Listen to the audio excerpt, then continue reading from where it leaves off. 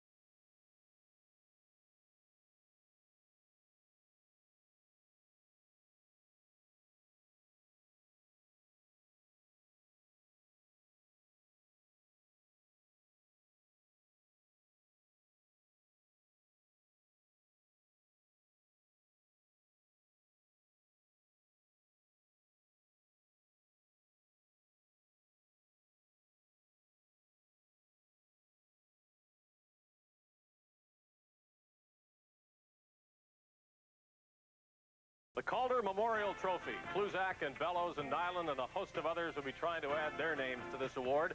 One thing we know for certain, the name must be a new one for Rookie of the Year. A lot of people think there will be a somewhat old and lately very familiar name added to the Stanley Cup as the New York Islanders bid for a fourth straight NHL title.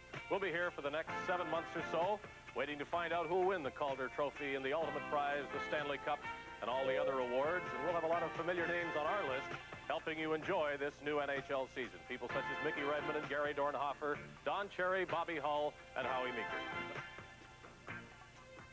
Tonight in our season opener from Maple Leaf Gardens, we'll have our first look at the NHL's youngest franchise. I'm talking about the New Jersey Devils, and they have some familiar names in the lineup. Names like Chico Resch, John Wensink, and team captain Don Lever. The Leafs, on the other hand, are one of the older franchises with an abundance of youth on display, including sophomores like Jim Benning, Bob McGill, and Fred Boimstruck. So join us as we open our 31st season of NHL coverage right here on Hockey Night in Canada.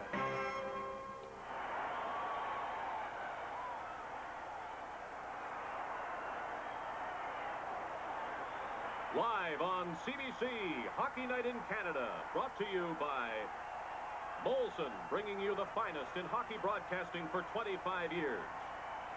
Canadian Tire. There's more to Canadian Tire than tires. Canadian General Electric. We bring good things to life. Esso, responding to your needs makes us better. You make us better. And by Ford of Canada. At Ford, quality is job one, right down the line. The Leafs opened the season with a tie in Chicago, a good performance, but a one-goal loss against St. Louis. They've been better than expected already, but they return home to Maple Leaf Gardens where they've always had trouble, so the jury remains out on this year's edition of the Leafs. As for the New Jersey Devils, they tied in their home opener and then beat the Rangers last night by a goal before 19,000 fans at the Brendan Byrne Arena in the Meadowlands. Thus, this opening game attraction at Maple Leaf Gardens looks better than it might have looked earlier in the week. Good evening, everyone. I'm Dave Hodge, and welcome to another season on Hockey Night in Canada. The Leafs home opener tonight. In addition to the game between New Jersey and Toronto, we'll be keeping you right up to date on the activities at the Pacific Coliseum in Vancouver, where the Canucks, their towel-waving fans, and coach Roger Nielsen will be hosting Wayne Gretzky and the Edmonton Oilers. This is a dandy attraction under any circumstances, but with these Vancouver fans excited about last year and excited already about this year with a victory over the Islanders on opening night, the visit of Gretzky is bound to create more of that Vancouver excitement. The Oilers, they won their opener against Calgary, and they were beaten by the New York Islanders last night. So it's the Edmonton Oilers and the Vancouver Canucks in our NHL update portion of this telecast, and we'll have the Devils and the Leafs from start to finish here at the Gardens. Some early season developments, not what we'd want, I guess you'd have to say. Blaine Stoughton has been suspended for 8 games for cross-checking Pittsburgh's Paul Baxter in the face. Stoughton will miss 8 games, has already missed 1 for the Hartford Whalers, and there was a stick-swinging incident last night involving Willie Plett of Minnesota and rookie Detroit goaltender Greg Steffen that must still be dealt with. As for a hot player off the start of the season, it is Peter Stastny in Quebec, who has 5 goals in only 2 games thus far, and his brothers, who are looking for those new contracts, don't forget, have chipped in with some assists on those Stastny goals, and Anton has a couple of his own. So those are the highlights already. A lot to talk about, and we hope to add to that with tonight's game. Let us join Bob Cole in the broadcast booth for the Gardens ceremonial face-off. Thank you, David Hodge. The official opening ceremonies of the 52nd season of the Leafs is about to open. The Gardens announcer, Paul Morris. One of the most instrumental people in the construction of Maple Leaf Gardens. Of course, referring to the Lieutenant Governor of Ontario, John Aird, who will drop in the first puck here to start the 82-83 season at Toronto Maple Leaf Gardens. The Jersey Devils and Rick Vaive, captain of the Toronto Maple Leafs, will participate in the face-off. His Honor will drop the puck, and the Toronto Maple Leafs 55th season is declared officially open. And there's the president of the Toronto Maple Leafs, Harold Ballard, the Lieutenant Governor, wishing both teams, both captains, all the best. And we're underway. There's the official opening.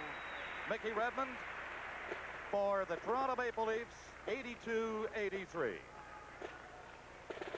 Harold Ballard, the Maple Leaf president, leaving via that red carpet, and in just a little while we'll be underway. Hockey Night in Canada on CBC returns in just a moment.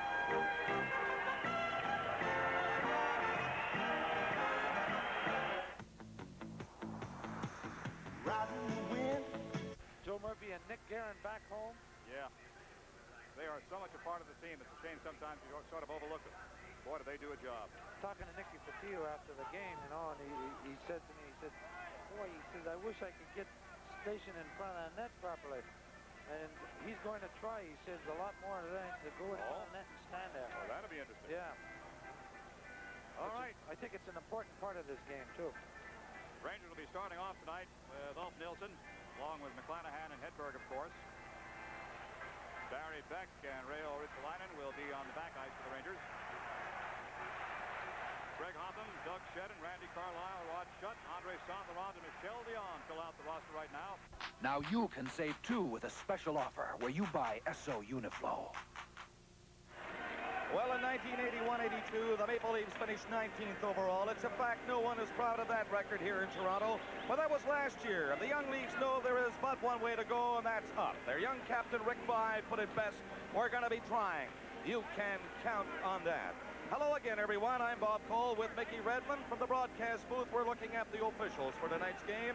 Ron Hogarth, the referee. Will Norris and Ray Scapanello, the linesman.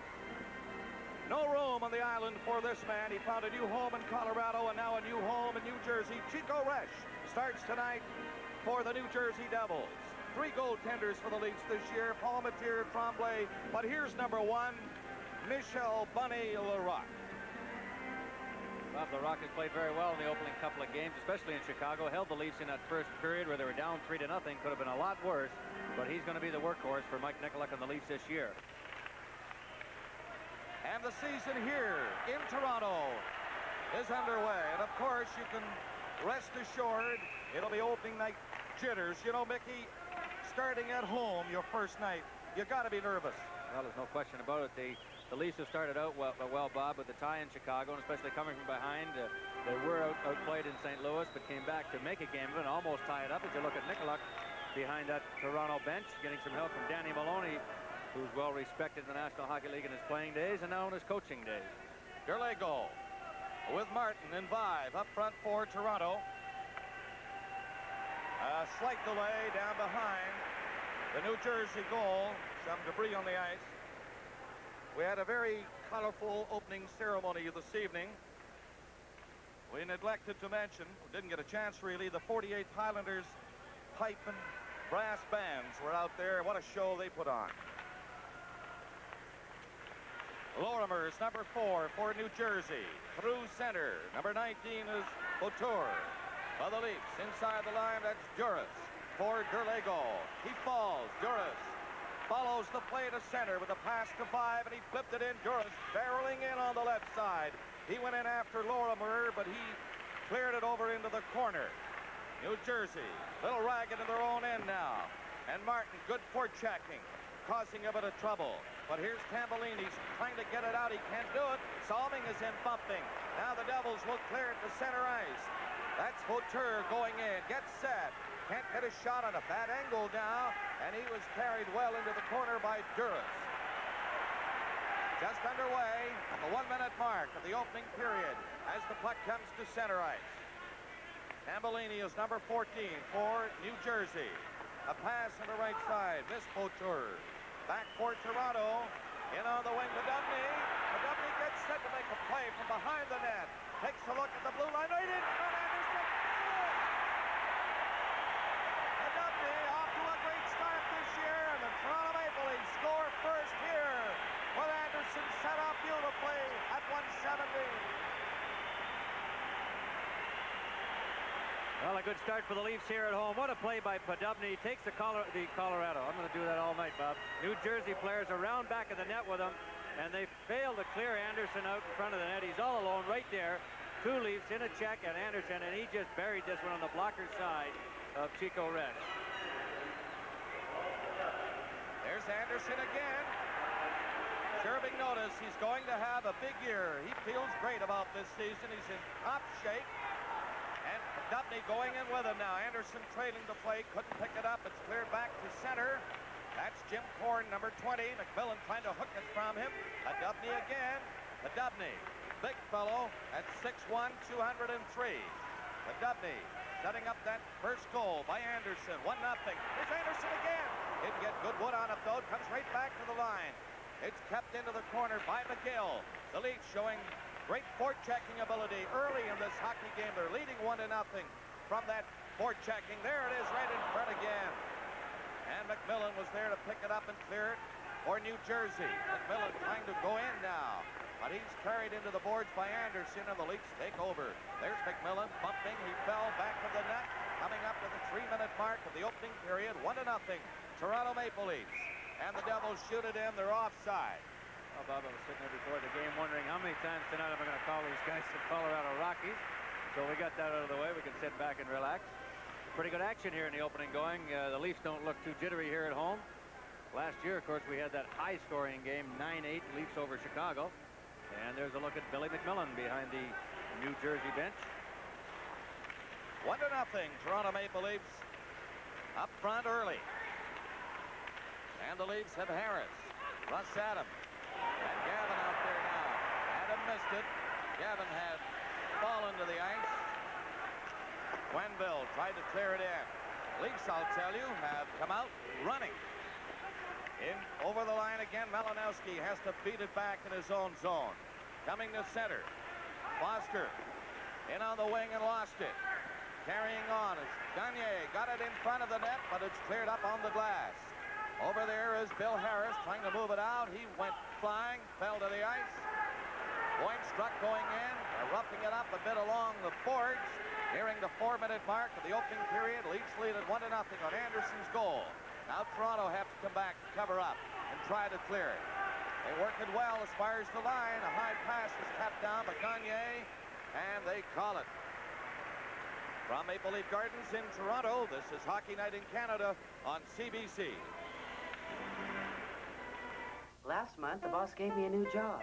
Cooper, I want you to choose the office copier. So I looked at every one there was, every single one. How's it coming, Cooper? Finally, I chose a Xerox copier. The price was right, the copies were superb, and the selection was miles ahead. But most importantly, it's got Xerox behind it. Good choice, Cooper. Now then. After all, nobody ever went wrong being fussy and stingy. Uris and Solomon are the two defensemen for Toronto. Martin, Derlego, and 5. The big line up front. 3:21 gone in the first period. 1-0, the Maple Leafs. That's Juris.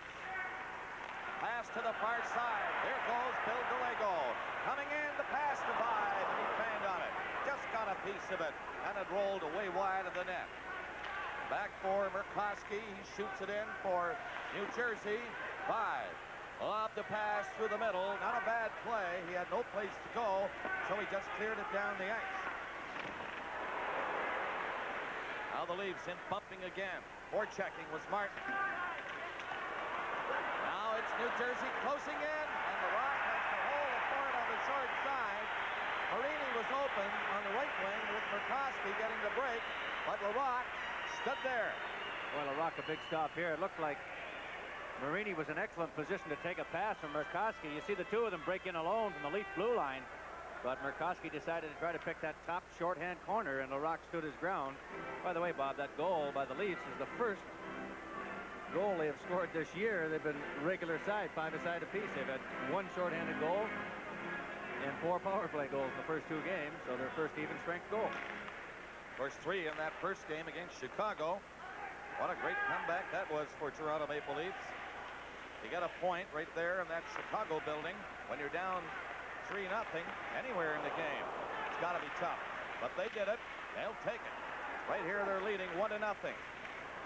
Coming up to the 5-minute mark of the first period. Leafs are offside. Don't forget, throughout our telecast, we'll be going across the country. Well, when I show you some highlights of that game out in Vancouver, where Edmonton is the invader tonight. Billy Derlego, that high-flying centerman. They're starting to call him Billy D around Toronto. 34 goals last year, second in scoring to only Rick Vaive with his high 54.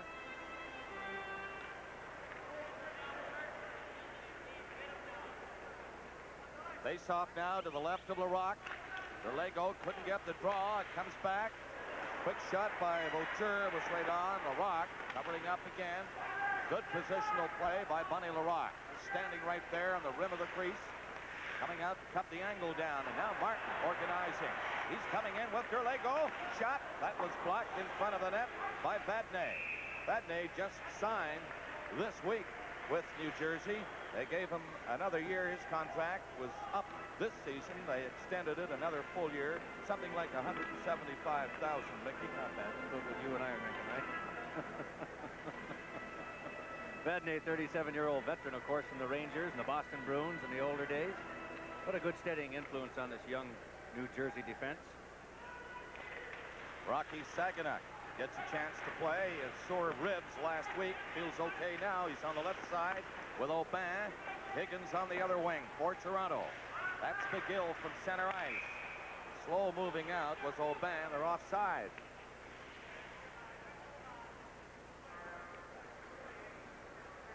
Familiar faces in the crowd here at Maple Leaf Gardens. Guests of Hockey Night in Canada tonight. There's Foster Hewitt and his wife Joan, Bill Hewitt and his wife Barb. Foster, of course, the man who started all this. What a great man. What a great job he did. And then followed so ably by his son Bill. Enjoying the game here tonight. Toronto Maple Leafs leading 1-0.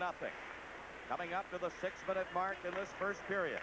New Jersey hardly able to get anything going on this play, with the Leafs continuing that forechecking style, and they're digging right in there. Tonight's game is coming to you from Maple Leaf Gardens in Toronto. From the leading edge of technology comes a new generation of video electronics from Zenith. At the touch of a button, the giant screen rises and you enjoy Space Screen 45 TV.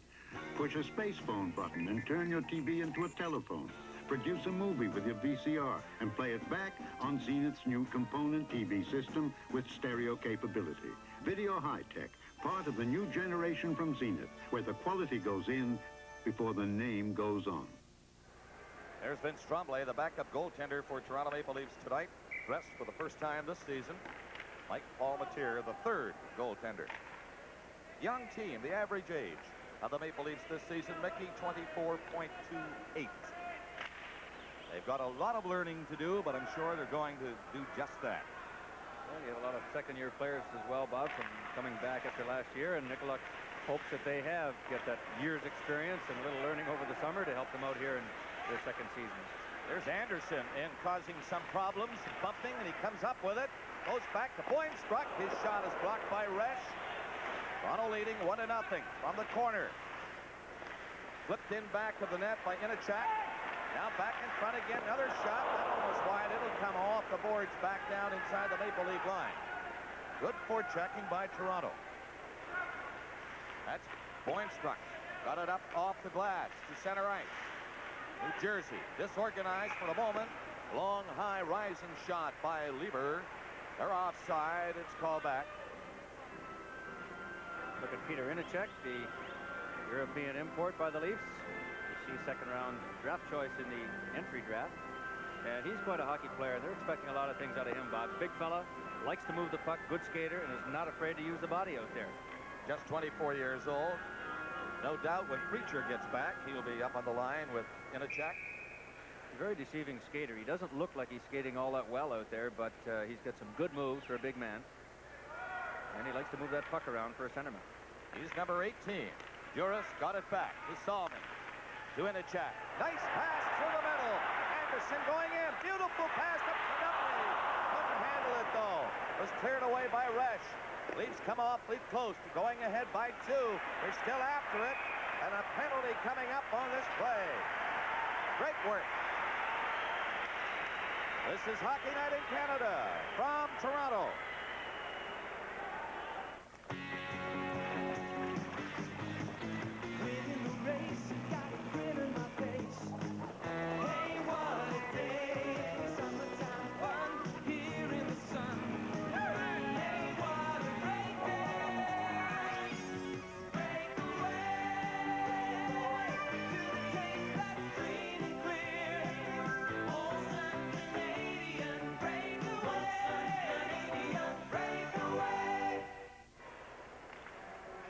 Well, Toronto a chance on the power play here, Bob. Some good movement by Toronto out of their own zone. Some good breakouts and creating a breakaway by Podubny. Great stop by Chico Rest just before that penalty. Quenneville is off for holding. The Leafs leading 1-0. Can't get it going against McMillan, who stole it. Now he lost it against Juris. Back of the net is Lever. He'll try to get a whistle in there if he can. McMillan goes in to help. In on the boards. It comes loose, though. Vive made a good play. Got it back out. And Martin is away from Juris. Up over the line he goes. Martin left it right there. Lost control of it. Stalming cleared it back to the net. Derlego to Stalming. Gets set for the drive. And that was just wide. Juris keeps it in. Barely. And it's handed back to him in the center ice zone. Coming in is Martin. Ron Stalming dropped it back. Juris tried a shot. A weak one off the leg. But there's Vive working it loose. Back to Stalming. Another shot. Rebound comes back to Juris. Over it goes to Vive. Vive from the boards. Looks for Stalming back at the blue line. Will he shoot it? Think so. Here it comes. Just wide. And it's fired out across the line and down the ice.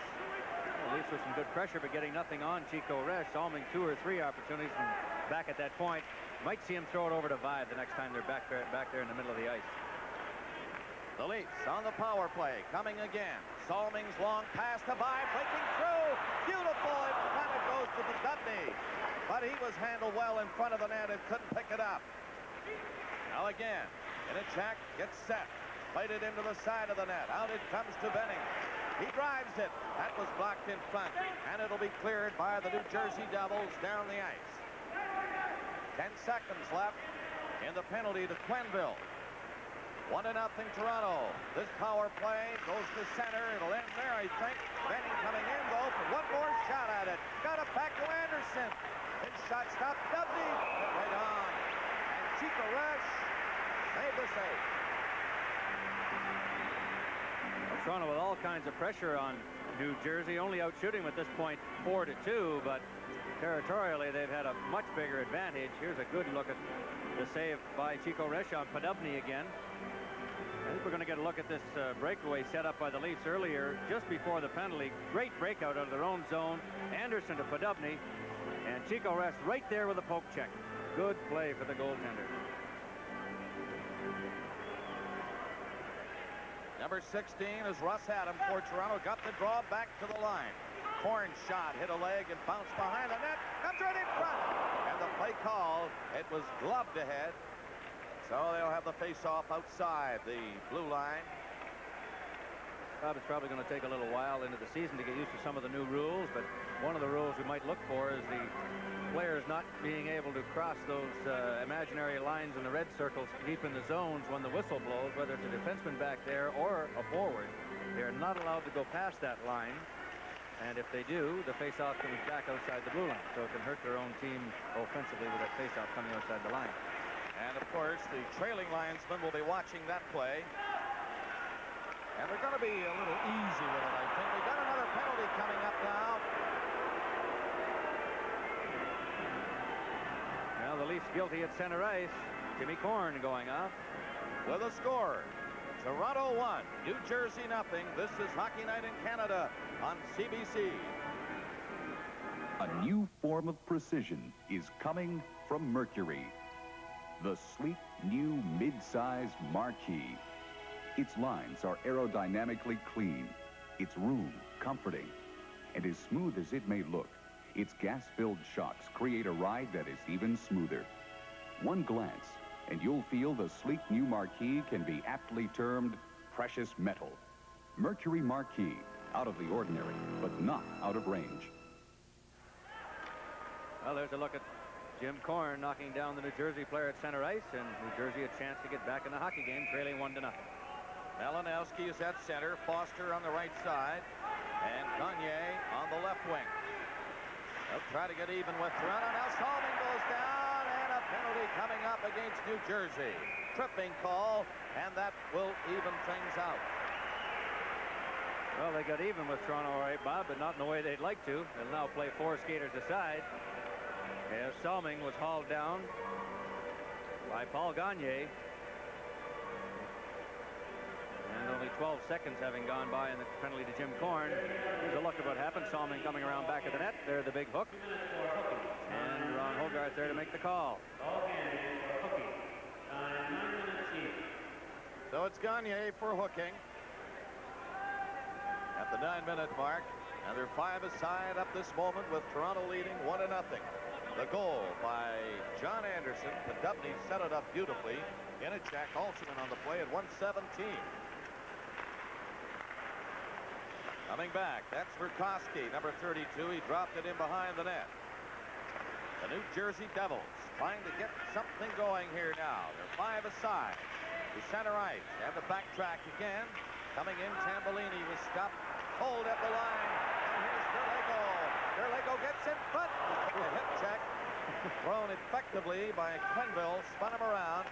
He made a good bid to go around him. Now Larocque has to come out and cut the angle on Murkowski again. There goes Derlego to center, waiting for the pass from Salming. It doesn't come. Not yet anyway. There it is. And then Salming fell. Palmer goes back. Dropped it in front of his own net for New Jersey. But they stirred away. Murkowski got to center. Flipped it there. Palmer couldn't move it. Back for the Leafs. This is Vine. Trying to drop it in front. Didn't get a shot himself. Tried to go in. Murkowski to center. He lost it near the line. Good play by Slava Juris. Juris takes his time. 35 seconds left in the penalty to Korn of Toronto Maple Leafs. 1-0. The Leafs on top on Anderson's goal. Dropped back near the line. There's a quick shot from the blue line by Inachek. Moved in a couple of strides. Easy save for Resch. The Leafs start out again from center. One bad play. They got away with that, though. Now Benning flipped it in. Resch covering up, cleared it up on the boards. McMillan dropped it back to the goaltender. Fired to the far side around the net. The Leafs in forechecking again. Boyne struck. Couldn't pick it up. New Jersey get it out to the line near center. 9 minutes left in this opening period. Anderson just got rid of it. It was a little too far for Inachek. That's Hutchison. Failing to move it. It's dropped back to the line. Anderson in front. Trying to hit that far corner. Dubny was cruising near the net also. But Dubny doing great work forechecking for Toronto. Back to the line. Long shot by Boyne. Struck his glove by Chika Resch. Hangs on.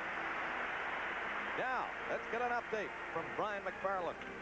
We promised you highlights from Vancouver, and we've got a dandy highlight for you. In the first period, Gretzky has a breakaway against Brodeur in the Vancouver goal. We'll watch it now as Gretzky broke away from center ice. Here he goes. And can they catch him? Can he beat the goaltender? Brodeur got that pad down. Then he made a stop on the rebound. No score at the Pacific Coliseum, the Canucks and the Oilers. Let's get back to the action at Maple Leaf Gardens. We'll be doing this, of course, throughout the evening, showing you highlights from the game up there on the other coast. Vancouver, where Edmonton is playing. A great save right there from Gretzky. He's having a tough time getting it going so far, Mickey. 3:25 left in this period. The Leafs are up 1-0 in this game. Right in front of the net. Here we go. Marini, but McGill. Major penalties. Like McGill and number 19 Vautour for New Jersey, and that started away from the play. Boy, they're really throwing some rights at each other. Now, Mickey, while we're looking at this, both sets of players, Bob. That's right. The new rule is that the home team gone to the Maple Leaf bench, and New Jersey Devils had to go to center ice or near the penalty box area. They're at center ice now. Well, they see there's a good look at it right there now on the screen. You see New Jersey players over in the center ice area by the box, and Toronto by their bench.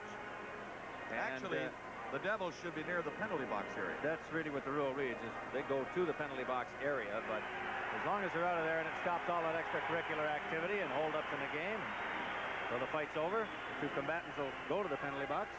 This is the second major, I believe, this season for McGill, so he's up to something this year. Well, he's right in there mucking like he likes to do, Bob. He came to Toronto last year and certainly established himself as a tough guy, and he loves to get in there and mix it up. And here's see if we can get a look at how it started. A good hit by McGill.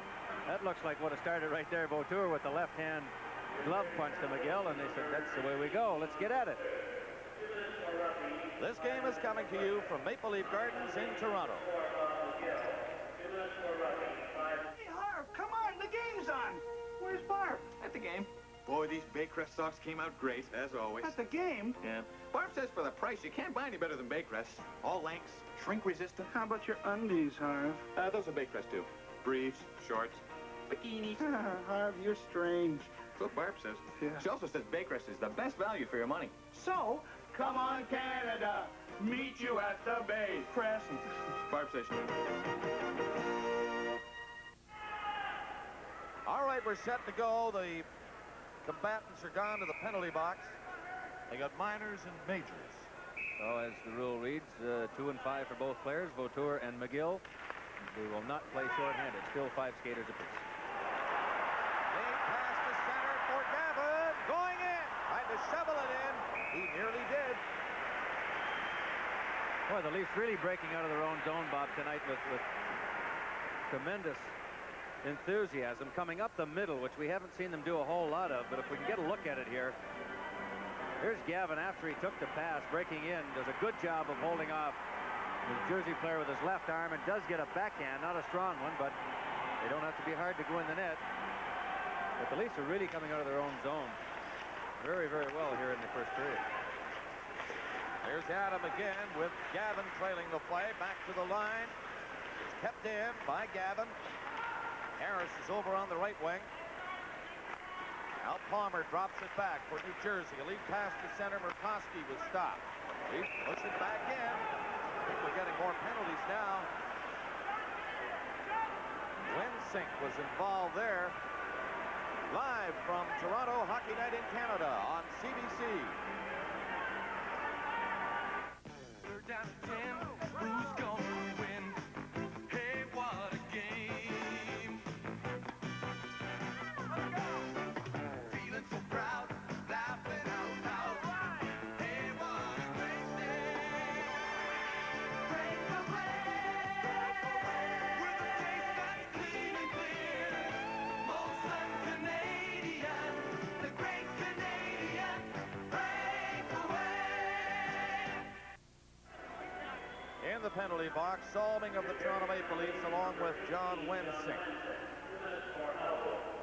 Toronto penalty number 21 for a Salming, 2 minutes for slash.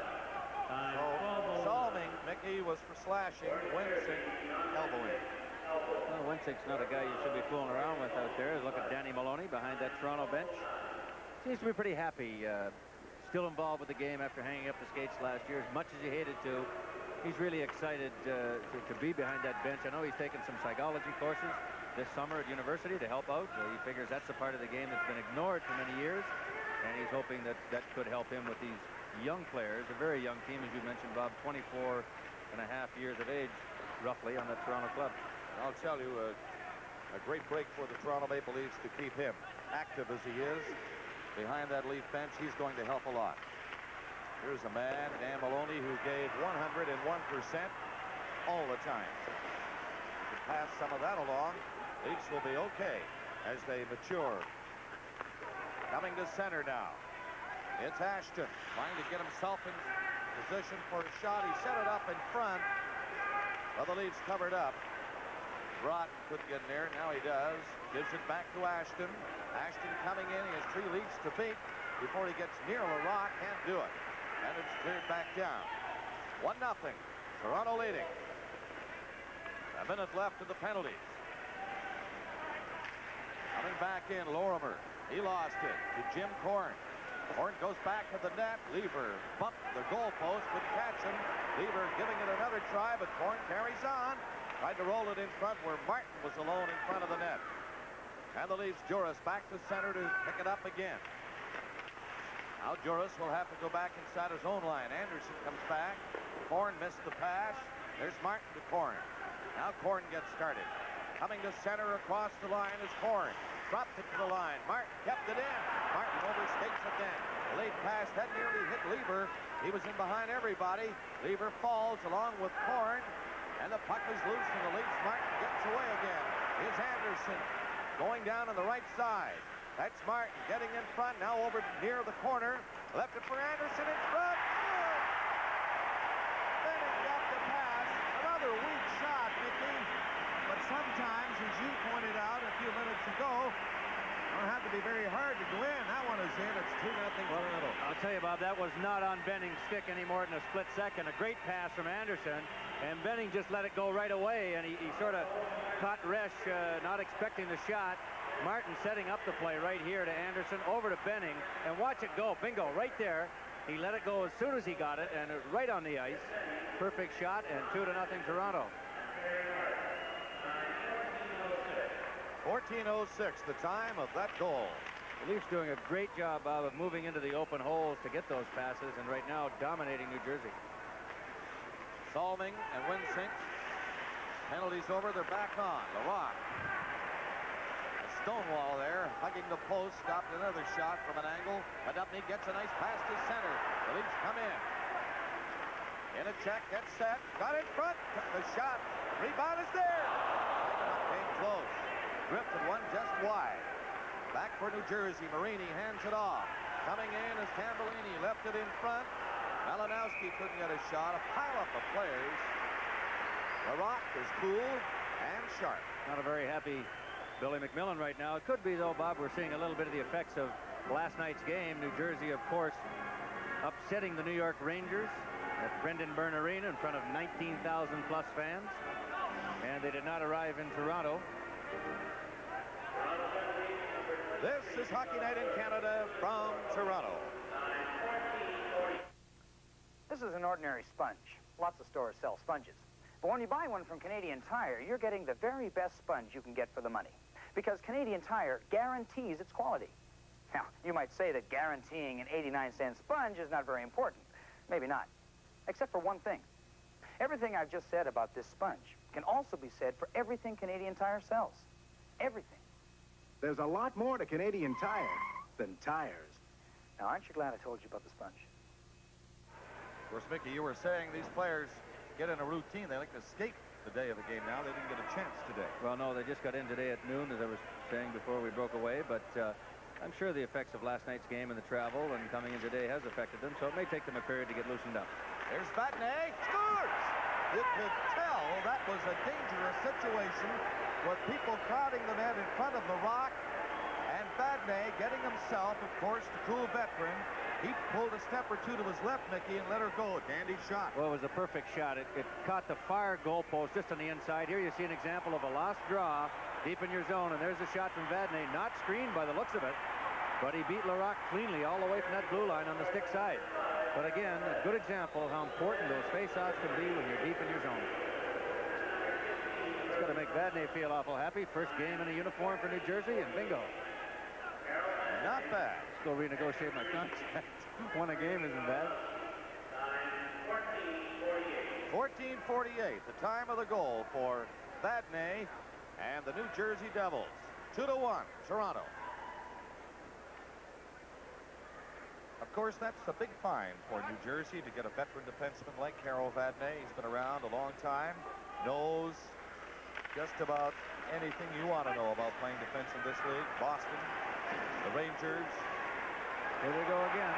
Another fight breaking up. Hutchison and Adam down there. That didn't take long to break out. And again, you're looking at the players moving back. The New Jersey players have to go to the penalty bench area, and the Leafs to the Toronto Maple Leaf bench. Well, Hutchison, known as a resident tough guy in his playing days with Chicago. And now with New Jersey, and they went at it very quickly over there in the corner. Hutchison getting in the road of Adams. He came down that right boards, and I think Adam took a little shot at him with the glove, and away they went. We've got another NHL update for you down, so let's go to our man, Brian McFarland. Gentlemen, we've had a goal at Vancouver, and let's watch it now as Dave Hunter scores first for the Edmonton Oilers. Look at him run into the slot there and drill one past Brodeur in the Vancouver goal. Hughes and Gretzky assisted on it. 11:53, 1-0 Oilers in the game at Vancouver. First period. I think, Mickey, it's safe to say that there is no way, I shouldn't say no way, I suppose there is, that the Edmonton Oilers will have the production of goals this year that they enjoyed last year. As you look at the start of that, whoop, bingo. Where's Tommy Hearns? That was a pretty good left by Hutchison. Well, it's going to be difficult for them to score so many goals, but the reaction of the crowd here, it sounds like Hutchison has gotten the extra 2 minutes out of that practice with Adams. I should say Adam. There's no S on the end of Russ's name. It's got them all in the first name. So here at 14:57, Adam is gone, Hutchison is gone. Majors. Toronto 2 and New Jersey 1. Duras. Hooking penalty. Adam the Major, and of course Hutchison 2 and 5. Here's Duras coming in for his shot. Off the net. Comes back to the line again. Flipped high, and Resch rather just knocked it down and flipped it into the corner. They hold it on the boards now. It rolls loose. 5 is upended, and there's going to be another penalty. 5 really given the hook.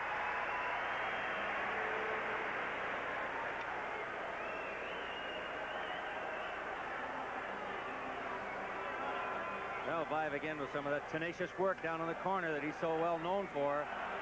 And he forces Donnie Lever to haul him down. And what a great opportunity here for the Leafs.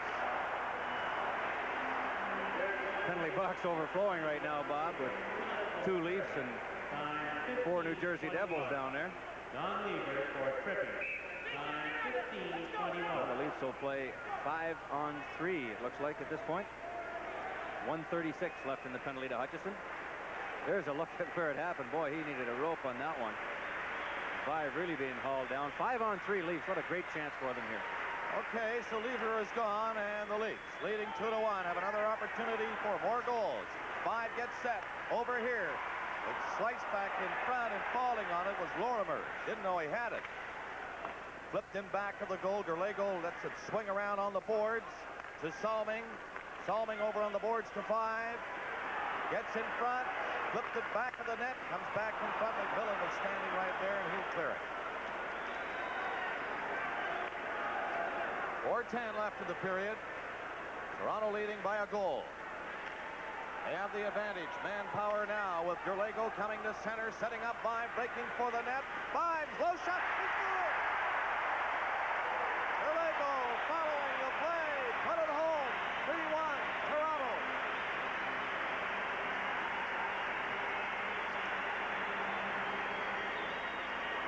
Well, the Leafs, Johnny on the spot on this one. Derlego starts the play out by giving a great pass to Vive. The little flip pass goes right for the front of the net for the rebound. Right there. Resch making the first stop off of Vive, and Derlego just buried that rebound. Pretty play by the 2 line mates, Derlego and Vive. And that'll be another power play goal for the Leafs, and one of the New Jersey players will come back on the ice. But the Leafs still on a power play. 1:19 left in the penalty to Lever. And Duras has been looking pretty good in the Leafs' first 3 games this season, and tonight he just draws an assist on that goal. Playing very well, Bob. I know that Nicolak and Maloney are very happy with Duras' play. After spending, Bob, after spending all last year, of course, in Cincinnati, come back up to get a second chance here at the NHL and doing excellently well. Alming nearly got through, but he was hip checked by Quenneville, sent flying. LaRocque will come out and bring it in back to the net. Right there, Benning waiting for it, and he starts away. 3-1 Toronto now. And here come the Leafs again to center. Anderson shoots it in. Resch out of the net. Stopped it back of the goal. It's cleared from the corner. Leafs keep it in. Flip shot. Good.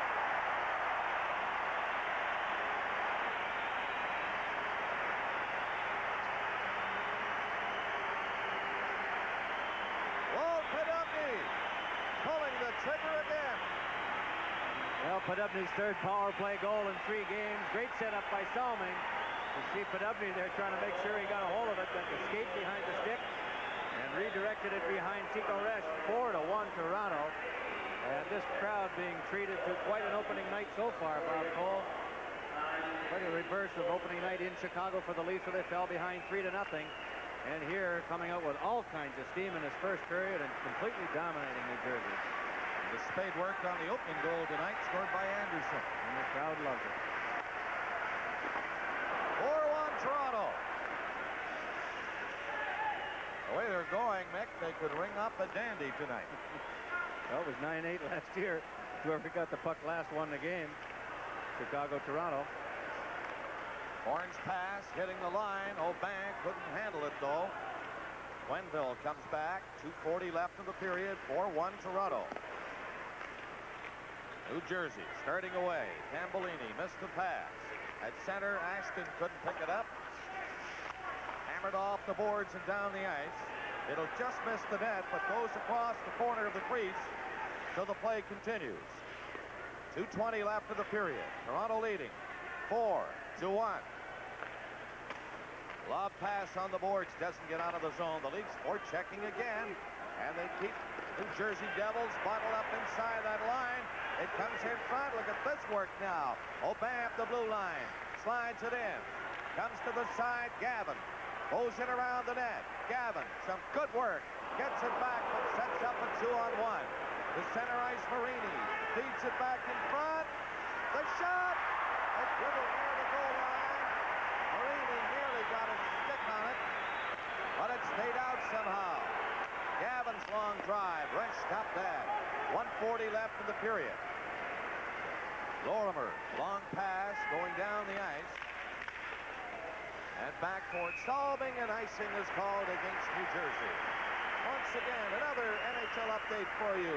And here's Brian.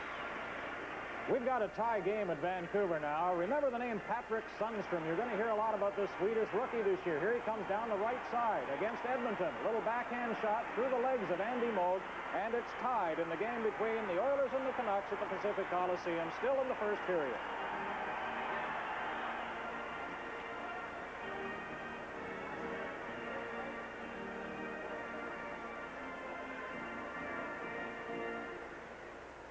A minute 30 left in the period, and Toronto leading by 3 goals.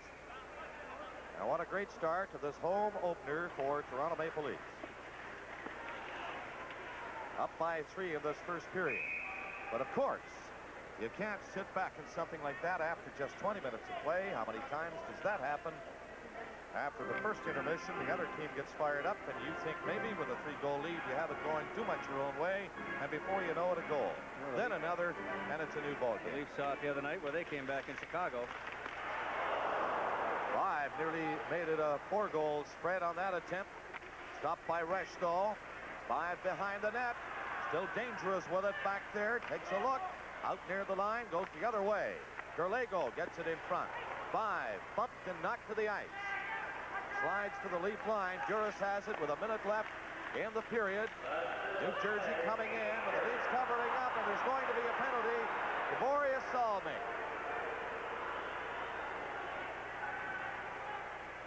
I wondered they had to end it.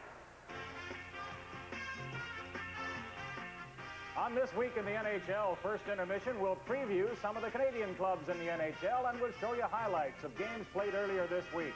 First intermission this week in the NHL. As you look at Salming in the box for the Leafs with Adam and Hutchison, of course, serving their major penalties. I don't think there's much question about this call. There goes the foot by Salming right there. The right leg went out. And Ronnie Hogarth right on the spot to make the call. So with 58 seconds left in the first period, New Jersey on the power play. 5 skaters to 4.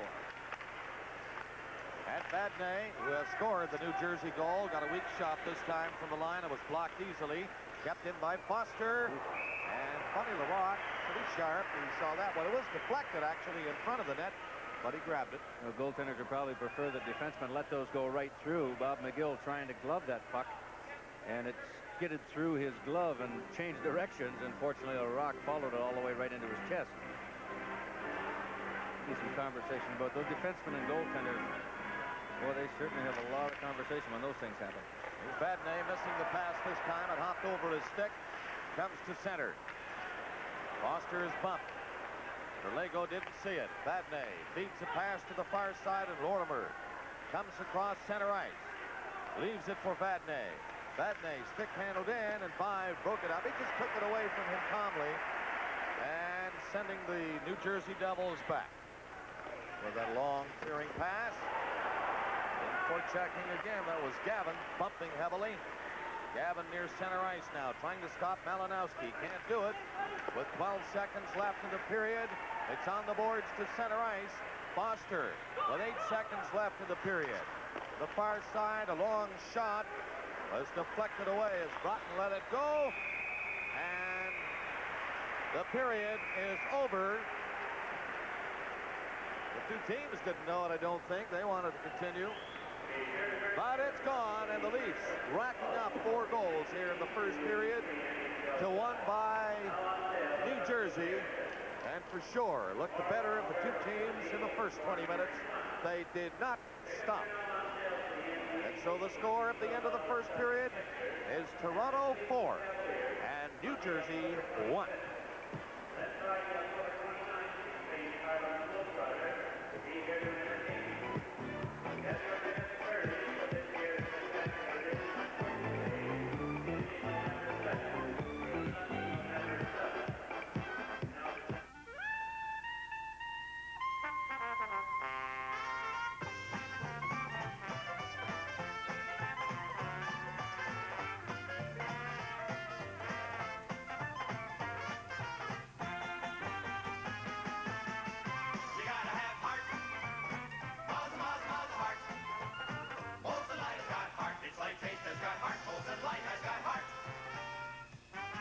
Join the movement to Molson Light. You are about to witness a new definition in efficiency and design. With 4-wheel independent suspension and rack and pinion steering, front-wheel drive Mercury Lynx has such a high level of quality. It provides low scheduled maintenance and uncommon inner space. From the new fuel-saver model through to the 3-door and 5-door hatchbacks and wagons, Lynx defines efficiency and design beautifully.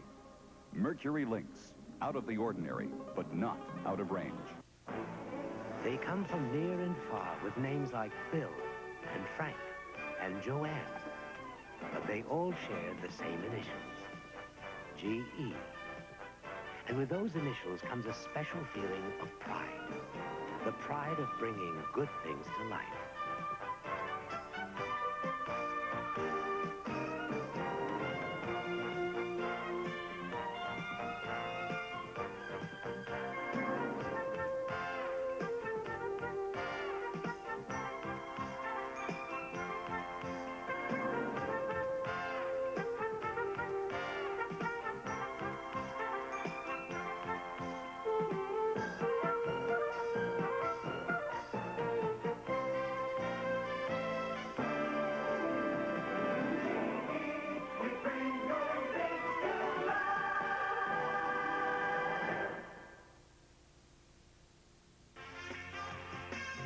And now, from the Hockey Night in Canada Control Center, this week in the NHL, an inside look at the past week's activity throughout the league. Here's Dave Hodge with Brian McFarland. Thank you, Dick. Welcome to This Week in the NHL. We're glad to be back and glad to have you back with us. And, David, let's look first at the Smythe Division tonight. Winnipeg has moved into some fast company there. Edmonton will be the favorites, I guess, and Vancouver is also a team to be feared. Well, the Canucks, to begin with, are healthier than they were in last season's final. They should be better because of a couple of impressive rookies. And maybe most importantly, they begin with more crowd support than they've ever had. Here in Vancouver, they're back waving the towels again, hoping to continue with the excitement that took our city by storm last spring as the Canucks battled through the playoffs. And for the man who first took towel in hand, it's pretty well the same team the Canucks went to the final with. The same team plus 3. Their big deal comes from Sweden. They've picked up Patrick Sundstrom, a smooth-skating, hard-shooting, non-Swedish style Swede, who they claim could be the Canucks' first superstar. Mo LeMay brings 68 goals from the Ottawa Juniors. Mark Crawford has found a spot after 2 years in the minors. Stan Smyl is the new captain, replacing Kevin McCarthy, but the leader continues to be the goaltender the city crowned as its king last spring. As Richard Verdure goes, so go the Canucks. Here in Calgary, Flames general manager Cliff Fletcher first found his players a new coach in the offseason, then completed his purge on the old Atlantic Country Club. Even Willie Plett, the people's favorite, was chopped. And the list of newcomers is headed by goalie Don Edwards from the Buffalo Sabres and Doug Risebrough from Montreal. And the new approach belongs to Bob Johnson, a 15-year college coach at the University of Wisconsin. I want them moving all the time, and I think it's catchy, it's contagious. The game is moving, and we certainly hope that the Calgary Flames are a fast-skating team. Most of us as players were frustrated with the results last year, and we're looking forward to having a good year this year. So, I don't think any of us have any kind of negative response at all. It's going to be to Coach Johnson. Calgary Flames with lots of new faces, lots of talent up front, but still loaded with suspects on defense and in the dressing room. Here in Edmonton, the most famous new face belongs to Ken Linseman, a center the Oilers literally stole from Philadelphia in the offseason. Another highly rated newcomer is not the youngest Esposito brother, rather Jaroslav Puzar, a 10-year veteran of the Czechoslovakian national team. Puzar is a 200-pound left winger, can skate and score. He's got experience. He doesn't get rattled. Puzar debuted on left wing with Gretzky in the Oilers' first game on Tuesday and counted Edmonton's first goal of the season. Linseman is definitely more physical. He's a very fast hockey player. He's a good scorer. He's averaged a lot of points over the last 2-3 years. He's a tenacious checker. He works hard, and he's kind of pain in the side for the opposing players. So there's little question the Oilers have improved their firepower up front.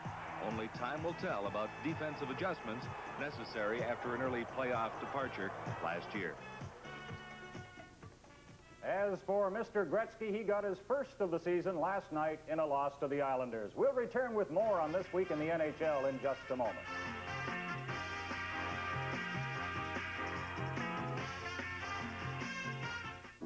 In the world of action watches, trust Seiko for advanced dual display technology even 300 feet beneath the sea.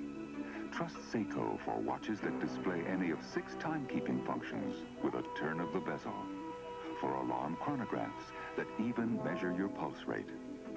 Seiko watches and clocks, the most advanced performers in timekeeping.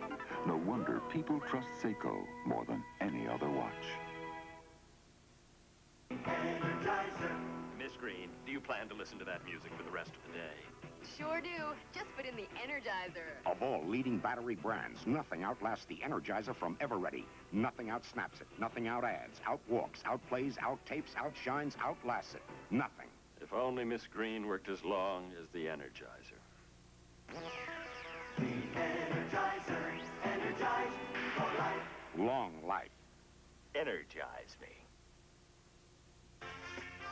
NHL Highlights featuring the Play of the Week, brought to you by Panasonic, just slightly ahead of our time. Opening night at the Brendan Byrne Arena in New Jersey, and the Pittsburgh Penguins have a devil of a time with the team everybody's picking for last place. However, the Devils score first. Team captain Don Lever gets the goal and keeps the hockey puck. Then Hector Marini puts New Jersey in front 2-0. He taps one in. Broughton and Ashton assisting. Kehoe got one back for Pittsburgh, and then Pat Boutet tied it in the second period. Kehoe got another for Pittsburgh, and then Malinowski scoring from Lorimer and Marini. A 3-3 tie. The Devils earn a point in their home opener. The New York Islanders, after losing their opener in Vancouver, moved on to Calgary. And in the Calgary corral, Mike Bossy, maintaining an early season goal-a-game pace, puts the Islanders in front, waiting for a pass from Dennis Potvin, then making it look easy, sliding the puck past Don Edwards, in and out. 1-0 Islanders lead. It was 2-2 in the second period when Brian Trottier scored an easy one on Bossy's assist. Doug Risebrough, wearing the number 8 he made familiar in Montreal, takes the puck off Potvin, puts it past Roland Melanson, and it is tied. But Thomas Johnson breaks the tie, and then John Tonelli scores the goal that stands as the eventual winner. On a breakaway, he beats Don Edwards as the Islanders beat the Flames 5-4. And last night in Edmonton, the Islanders did it again. They picked up their second victory of the young season, a 6-4 defeat of Edmonton. They took a 2-0 lead, then Gretzky scored his first of the year from Coffey and Curry, made it look easy. Anderson came right back for the Oilers and tied it before the period ended. Nice setup here for Anderson. Tom Ralston put the Oilers in front, and then Mike Bossy, who's off to a good start, scored his third of the year from Goring and Langevin. Watch this pass off the boards. There goes Bossy sneaking in behind. Butch Goring, the old man on the Islanders, put them in front 4-3 with 4 seconds to play in the period. Nobody took him in front of the net. The Islanders outscored Edmonton 2-1 in the third and won the hockey game 6-4. Now it's time for the Panasonic Play of the Week. And in this case, we're going to show you a winning goal from Vancouver's 2-1 victory over the Islanders on Tuesday night. A winning goal, or was it a winning goal? In the third period, Thomas Gradin takes a pass from Vancouver defenseman Neil Belland, fires the puck behind Billy Smith, but it appears to hit the post and never go over the goal line. The red light did not go on, signifying that the goal judge didn't think it was a goal, but the officials huddled and decided to say Thomas Gradin had scored, and that gave Vancouver a win. That's our Play of the Week, in this case, our controversial Play of the Week. The Play of the Week has been brought to you by Panasonic, just slightly ahead of our time. Give me a break. We never go out anymore. These days, you really do need a break. And we've got a good one for you. We've got it. Gordy paid for all of this? Gordy? Come and get it. You can always go to McDonald's. You deserve a break. Hey guys, we got enough left for some apple pie. We've got your break right here. Come and get it. When winter winds start to blow, this is where your heating dollars go. But Stanley Weather Stripping seals in heat, seals windows and doors tight and neat, shuts out drafts from the ceiling and wall, seals up your house almost anywhere at all. It's easy with Stanley. Just follow the guide to keep winter out and heating dollars inside. You could win $1,000 towards your heating bills. Enter the Stanley Weather Stripping Contest. It's easy to get enthused about the Winnipeg Jets' chances. They have an outstanding manager, a great coach, and last year's top rookie. Let's get a report now from Scott Oak in Winnipeg. Prospect with the Winnipeg Jets is not a first-round draft selection or a European star. It is a seventh-round draft selection in the person of 20-year-old left winger number 19, Brian Mullen. Mullen grew up in the Hell's Kitchen area of New York with his brother Joey, now a valued member of the St. Louis Blues. Brian was first seen by the Jets as a member of the U.S. national junior team. The Jets virtually stole him in the 7th round of the 1980 draft. Experts say if he'd been drafted this year, he would have been one of the top 5 selections. Brian had been playing at the University of Wisconsin, but it was clear from the outset of training camp, thanks to performances like this one, that Brian Mullen is NHL material. A robust 5 feet 10 inches, 180 pounds, he is a natural goal scorer, and he'll start the season playing with another one. Mullen will be a line mate of Dale Hawerchuk. The Toronto Maple Leafs hope a better defensive record can get them a playoff spot. Bad news came early, though, in the form of Gary Nyland's knee injury. Mike Palmateer's knee is okay, though, and he's back to provide goaltending depth for the Leafs. Slava Duras helps on defense after spending last season in the minors. In the league opener, he set up a goal by rookie Walt Podobny.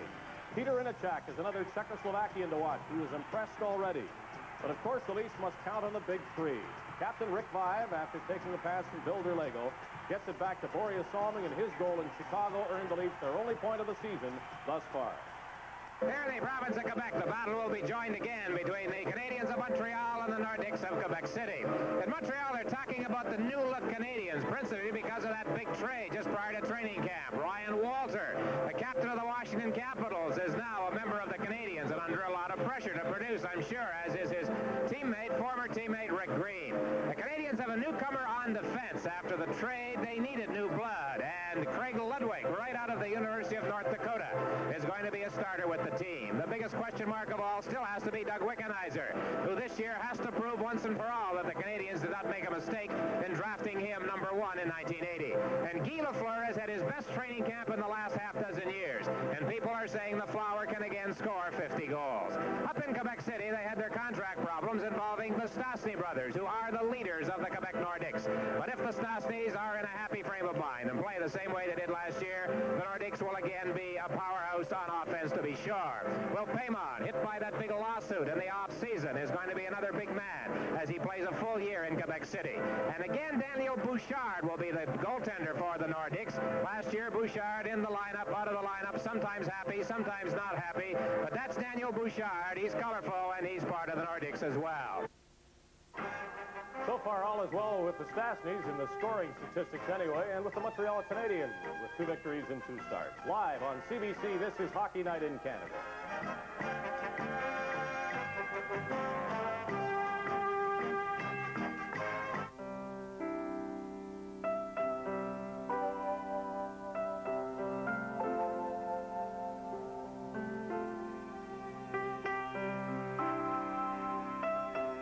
for the dreams you've grown up with and hold on to so dearly, for the promises you've made to yourself. Safe, secure Canada Savings Bonds. Your bond with the future. On sale October 25th. Thank you. Oh, and remember, at Holiday Inn, you get our no excuses guarantee in writing. Everything in your room will be right, or we'll make it right. No excuses, or that night you stay free. Enjoy your stay. Thank you. Now, what other hotel chain gives you that guarantee? A guarantee that comes from every one of us at Holiday Inn to you, because we want to take care of you. We give you a guarantee, not excuses. Panasonic, ahead of its time, with a smaller, lighter, 8-hour portable video recorder. A fully automatic color video camera that responds as quickly as the action unfolds. And Panasonic color television with the clear advantage of a CompuFocus Quintrix 2 lens. Purchase a selected video recorder, camera, or color TV now and receive at no extra cost a Panasonic Stereo to Go or AccuSet clock radio. See your participating Panasonic dealer for complete details now.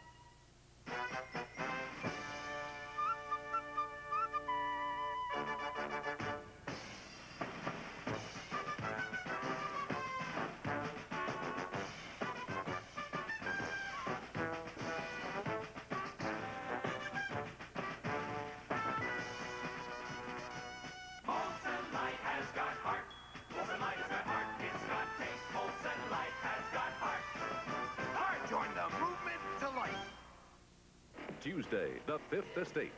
Gartner. Award-winning current affairs. Malling. Lucid, compelling. McEwen. The Fifth Estate, Tuesday.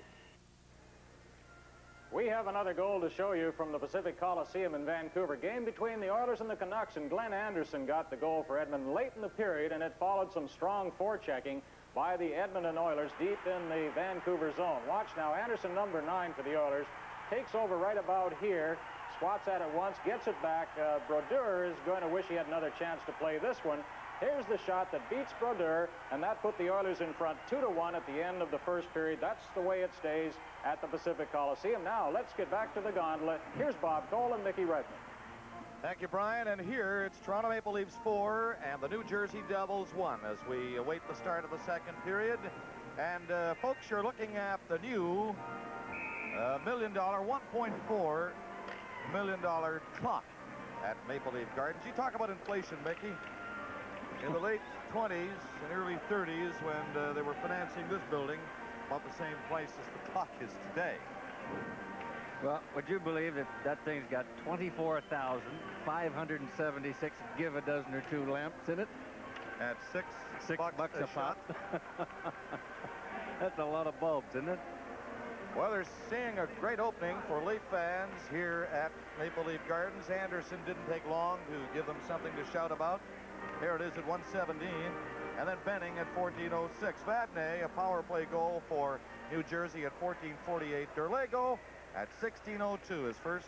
And Podubny, his third of the season. He had 2 in Chicago on Wednesday, 16:46. Toronto out shooting. New Jersey 12-8. Look at some out-of-town scores, Bob. Look at that score in Montreal. Chicago skating very well early in the season against the Leafs the other night, and right now against Canadians leading 5-2. And, of course, that Vancouver-Edmonton score. Buffalo and Quebec are tied at 2. The first period. Rangers and Pittsburgh are 1-1 in the first. Salming has 51 seconds left in his penalty as the second period is underway, and New Jersey, they have to, you might say, get a goal quick if they're going to do something with the Leafs tonight, because Toronto has been skating and forechecking very well. Here's Vadnais, who has scored the goal for New Jersey, sliding it in front. A shot by McMillan did not miss by much. The puck goes flying over the glass at the far side near the New Jersey bench. Looking at other scores around the league tonight, we give you that Buffalo-Quebec score. Calgary and Los Angeles on the West Coast. Hartford leading Boston 4-1 in a battle of New England tonight. Can you believe that? Well, I'll tell you, I don't know. Boston, I think, is hurting defensively. with Ray Bourque going down, and of course Brad Park having problems with his knees again this year, and well, it's going to be tough for them. Looks like they're going to have to get some defensive help before it's all over. They got beaten their opener by the Montreal Canadiens 5-1 in the Boston Garden on Thursday night. And here it's 4-1 for Toronto. With Salming getting set to come back on. He has 8 seconds left in his penalty as McMillan slides to center. McMillan gets up near the line. They'll go outside. Lever had gone in ahead of McMillan. Bob, speaking of that Boston club, one of our old favorites and a lot of fans' favorites, Stan Jonathan, was sent down to Baltimore of the AHL just this week by Harry Sinden. So he seems to be unloading a lot of veterans over there. And a few more out-of-town scores. Pittsburgh and the Rangers 1-1 in the second. Washington, Philly 1-1 in the second. And Minnesota, St. Louis, no score in the first period. Allison scored for Philadelphia. Baruch for Washington. Look for Washington to improve this year, Mickey. Boy, they made, I think, a pretty good trade with Canadians, and they've got a lot of new faces over there. And generally speaking, in hockey, everybody feels they're going to have a much improved season. Salming is back on now. Toronto 4 and New Jersey 1. The Leafs shoot it down the ice. This one will be icing. Coming back is Palmer, and icing is called against Toronto. Hutchison steps from the penalty box, so he's back at the far side of the New Jersey bench.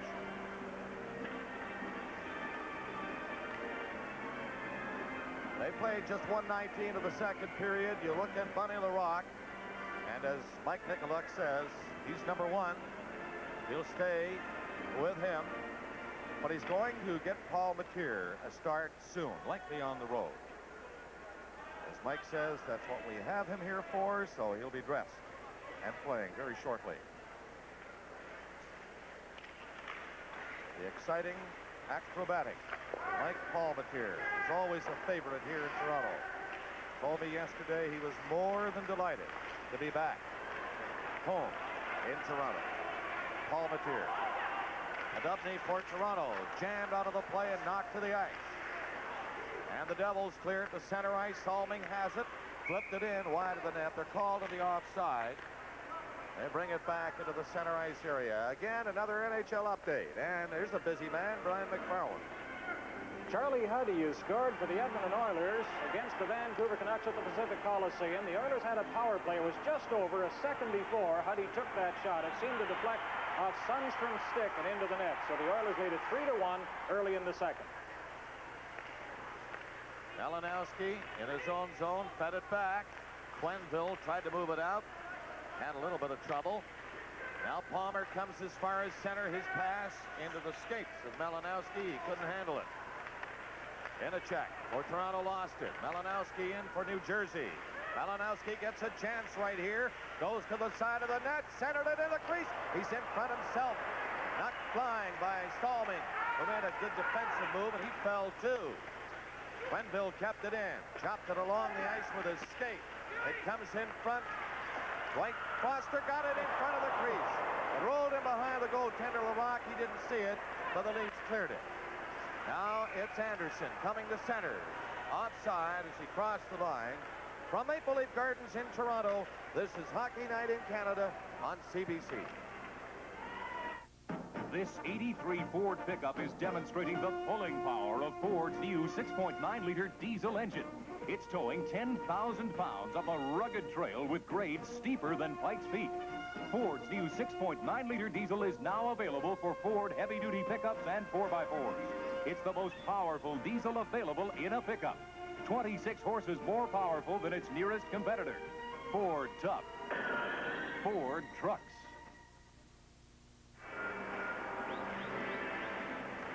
There's the score. Toronto Maple Leafs with a 4-1 lead here in the second period. 2:32 gone. And Toronto full value for their lead. New Jersey, though, trying to get something going here in the early part of the second period. They get it up across the leaf line again. Into the corner, it comes off the boards to center ice. That's Kitchen back at his own line. Cleared it ahead. Murkowski lost it. He got it again. Murkowski shoots it in. Back of the net. Larocque went down, grabbed it with his glove. Now it's cleared along the boards, but not out. Wensink over there for New Jersey. Fired in wide of the Leaf goal. In after it, Murkowski got it back near the line. The Leafs tied up. Kitchen couldn't shoot it. There's a drive off the glove of Larocque. And Boynestruck is hopping on it quickly. The Leafs having difficulty clearing it from their own zone now. That's due to the forechecking of New Jersey, so obviously McMillan has told them to come out and do some more heavy hitting inside the Leaf blue line, and so far it's paying off, even though they haven't scored, but they have had one or two pretty good chances. Now, Vive and Vautour just about getting at it down in the left corner, Bob. I don't know if we'll have penalties. It looks like we will.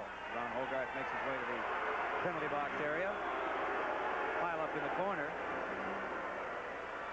Vive and Vautour with the gloves down. No punches were thrown, but looks like they'll probably get a couple of minutes apiece.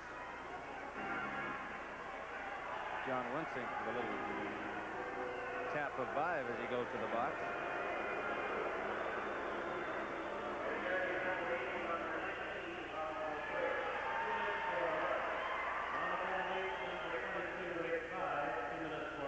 Roughing penalty. Vautour of New Jersey and Vive of Toronto Maple Leafs. So we have a total of 48 minutes called in the game so far. And the other referees who paid their way to get in here tonight didn't think there should have been penalties called on that play, voicing their displeasure. I'm Bob Cole with Mickey Redmond in the broadcast booth at Maple Leaf Gardens here in Toronto for the home opener of the Toronto Maple Leafs. They tied in Chicago last Wednesday. The next night dropped 3-2 to St. Louis. Nearly pulled that one out for the point, too. Here's a chance for Ashton. He took a shot, and that's off the arm of Larocque. Boy, he has been sharp so far this season. It's very early, of course, very young, but Larocque looks steady. And there's a look at a giveaway in the Toronto zone, a cardinal sin back in your own end, and New Jersey jumping right on it. And another good save, Bob, as you pointed out, by Larocque. But that's something that you've got to try and avoid. Of course, the Leafs with a very young defense are going to learn sometimes the hard way that you've got to hang on to that thing and eat it at times back in your own zone behind that blue line. Broughton is number 24, has to leave the face-off. Ashton got it back to center ice. It's fired in by New Jersey's Vadnais. Hopping back quickly is Jim Corn in the corner. He was bumped on the boards. Leafs trying to move it out. Harris got it across the line in the center ice area. It's Hutchison trying to play it back in. He was bumped on the boards by Gavin. They have a few words. Stuart Gavin and Hutchison. Doesn't take much to get Big Dave going. Of course, that's why New Jersey picked him up. They want some more muscle. Well, Gavin, not a big fella, 5'11", 185, the Ottawa native. Spent his junior years here with the Toronto Marlboros. Very willing to mix it up.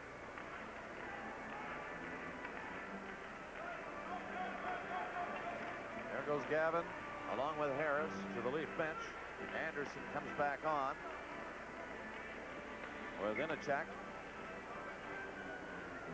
Solving is out there also with Duras. Now New Jersey with the draw. With 4 minutes gone in the second period, it's 4-1 Toronto. Vadnais in his own zone. Starts to the line, slides at the center, and the Leafs grab it again.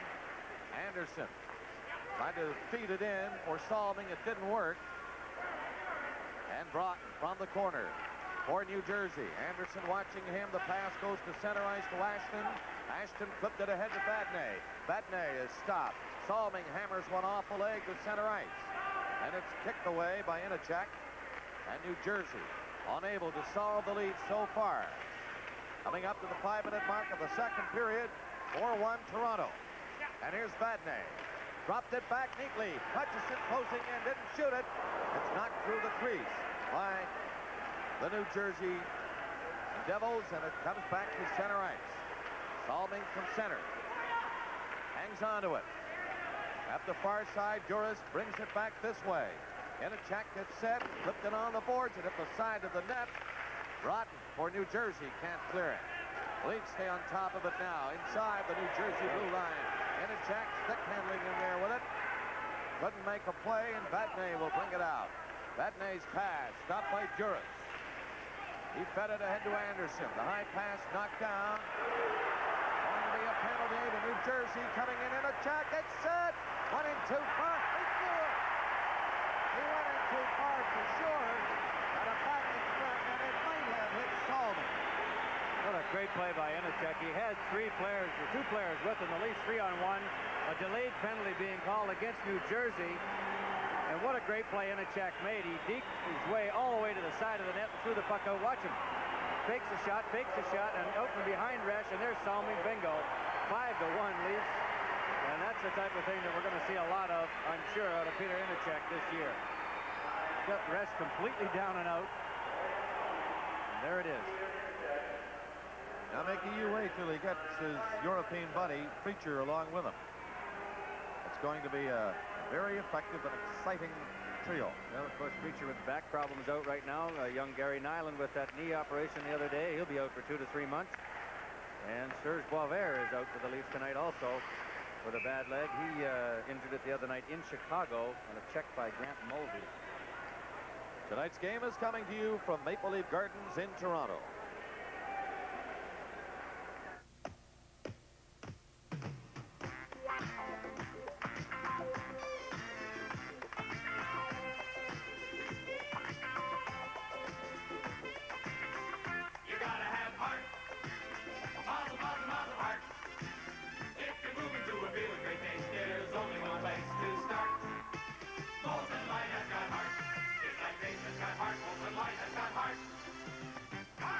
Join the movement to Molson Light.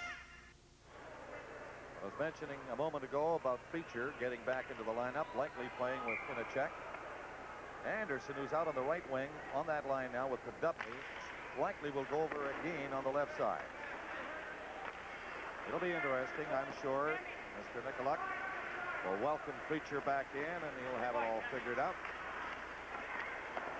But it's 5-1 at this stage for Toronto Maple Leafs at the 6-minute mark of the second period. From the corner, this is Lever for New Jersey.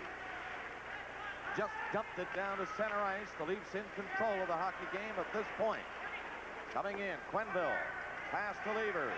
Lever going in, bumping with Boyne-Strutt, and the Leafs get a break coming down his 5. He has lots of room. Great speed. Passed it in front.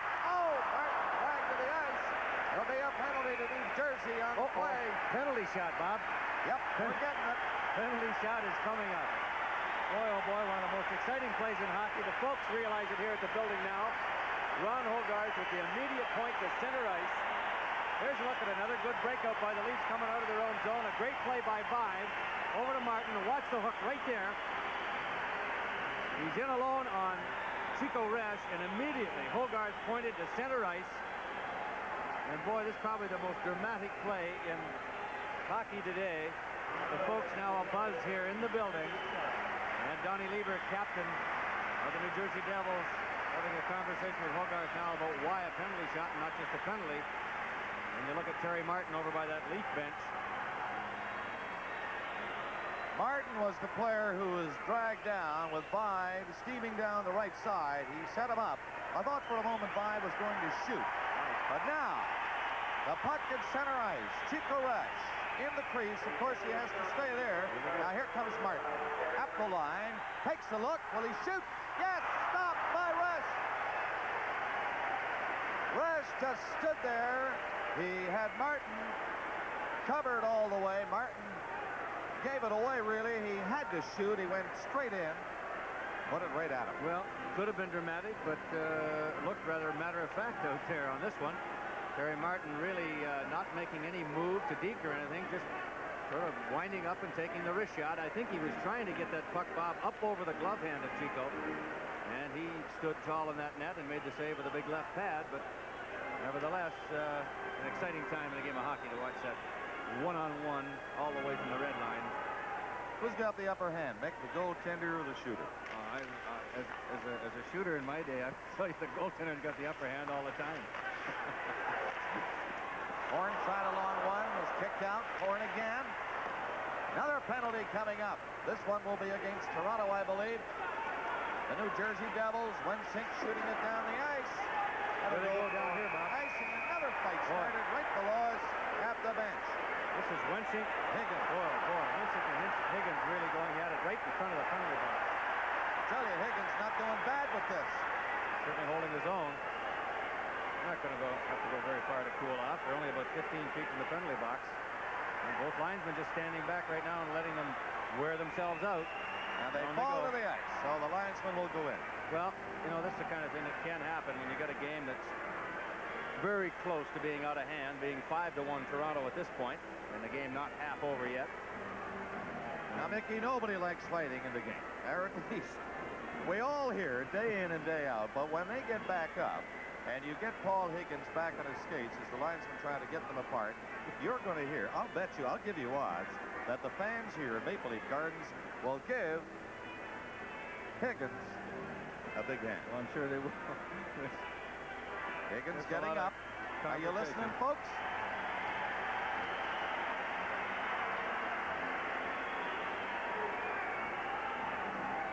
Well, a little bit of both that time with the boos for John Wensink, of course, being the visitor, and Higgins, they may go out in the penalty box. Those boys down there better get out of there quick. Higgins standing up, jawing back and forth with Wensink across the three timekeepers. Remember a time here last year when Jim Korn had come over from Detroit a couple of weeks into a Leaf uniform, and he went right over top. I never saw three guys scamper so fast in my life. They got out of that box quick, and Wally Weir of Quebec and Jim Korn went at it in the penalty box. A couple of real heavyweights. This is Hockey Night in Canada from Maple Leaf Gardens in Toronto. We loved this old house at first sight, but it sure needed insulation. Then our building supply dealer told us about the lifetime of savings with Styrofoam SM brand insulation, proven for over 30 years. It's strong, light, easy to use, and should be covered with gypsum board. Great for basements because it can't get wet and soggy. It won't mildew or rot, so it's ideal outside, too. One thing I found, though, if it doesn't say Styrofoam SM, it isn't.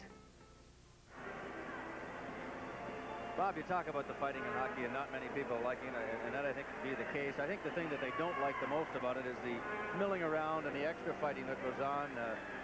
Frustrations do run high when you get fast pace of the game out there, and I don't think there's anything wrong with two guys squaring off and a good, honest fight. When it's over, go to the box and mind your own business. But I think in the past we've had so much extracurricular activities after two guys start to fight that it got very boring, and you get into 3-hour hockey games, which nobody likes to see. But I think a good one-on-one fight doesn't hurt anybody as long as it's a good, clean fight, and both combatants go to the box and mind their own business. As long as we don't have that brawling and gang fighting that we've had in the past years in the NHL.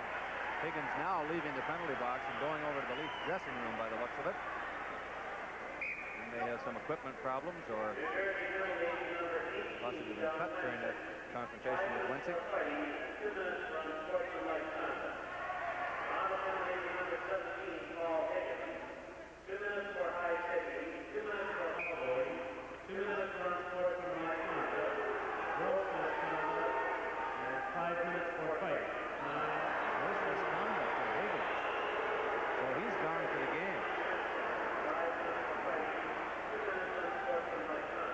Get that one down. Our statistician Eddie Milliken here.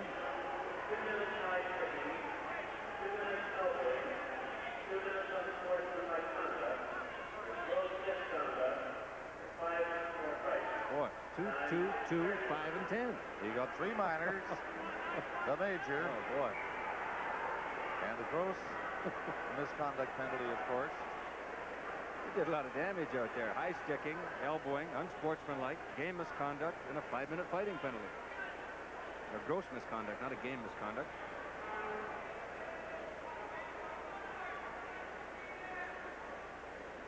So Wensink comes out pretty well. For New Jersey. Did you see anything out there, Bob, that nope. could warrant a gross misconduct unless he said something to Ron Hogarth while he was at the penalty box?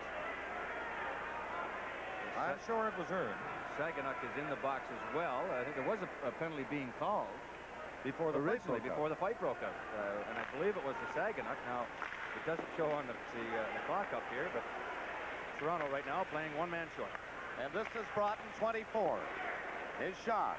Off a skate. The Leafs shoot it down the ice. He's short-handed, of course. And New Jersey now with a golden opportunity. 3 minutes and 40 seconds left of those penalties to Toronto, with New Jersey having the man advantage and coming in. Broughton at the line, getting set, played it over in front. The Leafs shoot it down the ice again.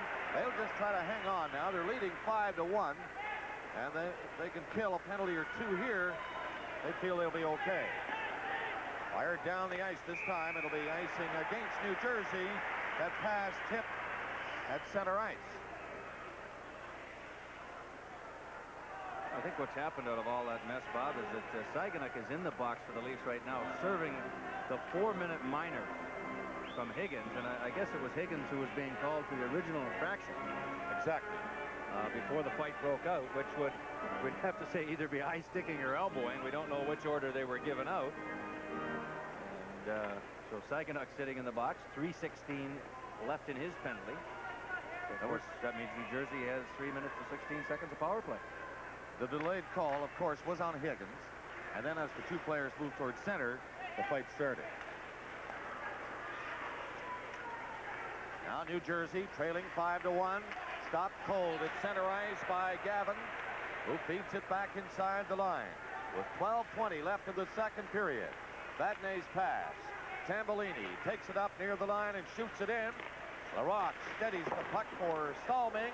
He ripped one on the boards, and it slides all the way down to Chico Resch.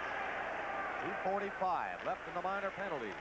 The Toronto Maple Leafs. So far, so good for the Leafs. Coming in is Malinowski. Still holds it near the line. In back of the net it goes. Tambellini feeds it off the boards to Vadnais. Back to him. Tambellini. Or Vadnais again. Went by him over on this side. A long shot right in front by Quenneville. Knocked down. Vadnais gets set. Lets her go. That was blocked by Larocque. Now it's fired down the ice again. And the Leafs going pretty well with 2 minutes, 10 seconds left of the Higgins penalty. Being served now by Seigenak as Stallming keeps it in for Toronto. Would love to get a face-off in that end. He does as the play is called. With the score, Toronto 5, New Jersey 1. This is Hockey Night in Canada on CBC. Over the years, your changing fuel needs have caused changes in us. Morning, Joe. Time for gasoline. In 1939, Esso introduced their new premium. Esso Extra, please. With the post-war car boom, the need for gasoline grew. Then came lower-cost self-serve. Fill her up. Yes, sir. Unleaded gasoline. Premium unleaded, please. Diesel. And down the road, propane and future fuel. Anticipating your needs makes us better. You make us better, you do. Esso. Bob Cole with Mickey Redmond. The broadcast booth at Maple Leaf Gardens in Toronto with 11:20 left in the second period, and the Leafs up by 4 goals. You mentioned Higgins handled himself well in that fight, Bob. He's not a little guy. 6'1", 195, a St. John, New Brunswick native. Handled himself very respectively with the big, tough John Winsing. New Jersey with a man advantage. 1:50 left for the Higgins penalty. It's fired in. Off Korn. Into the corner it goes. And cleared immediately by Quenneville down the ice again. New Jersey Devils stymied by Toronto Maple Leafs. They near the halfway mark of the hockey game. Now up the far side. Broughton flipped it over for Lever. Lever feeds it in front. A backhand shot, then another block. Out from the blue line. Quenneville's drive is picked away by Larocque. 5 nearly got a break. Still has a chance. Great shot. Put it right on, too. And it was stopped by Resch. 5 after his man in the far corner as New Jersey starts back. Lever dropped it. Quenneville's long pass stopped near center. Quenneville again with a minute left in the Higgins penalty. 5-1 Toronto. Up to center is Broughton for New Jersey. Lever with him. In back of the net, Larocque leaves it there. Little mix-up in communication, but now Larocque out again. Fired it on the boards for Harris. He couldn't clear it. New Jersey keeping it in. Now it's tipped near the line, but they still have it in. Hutchinson gets set. Feeds the pass in front of the crease. but it'll be cleared by Gavin just across the line. Broughton left it there. Hutchison coming in with 25 seconds left in the Higgins penalty. And the Leafs holding off the New Jersey Devils. They're up 5-1. And the Toronto Maple Leafs shoot it away and down the ice again.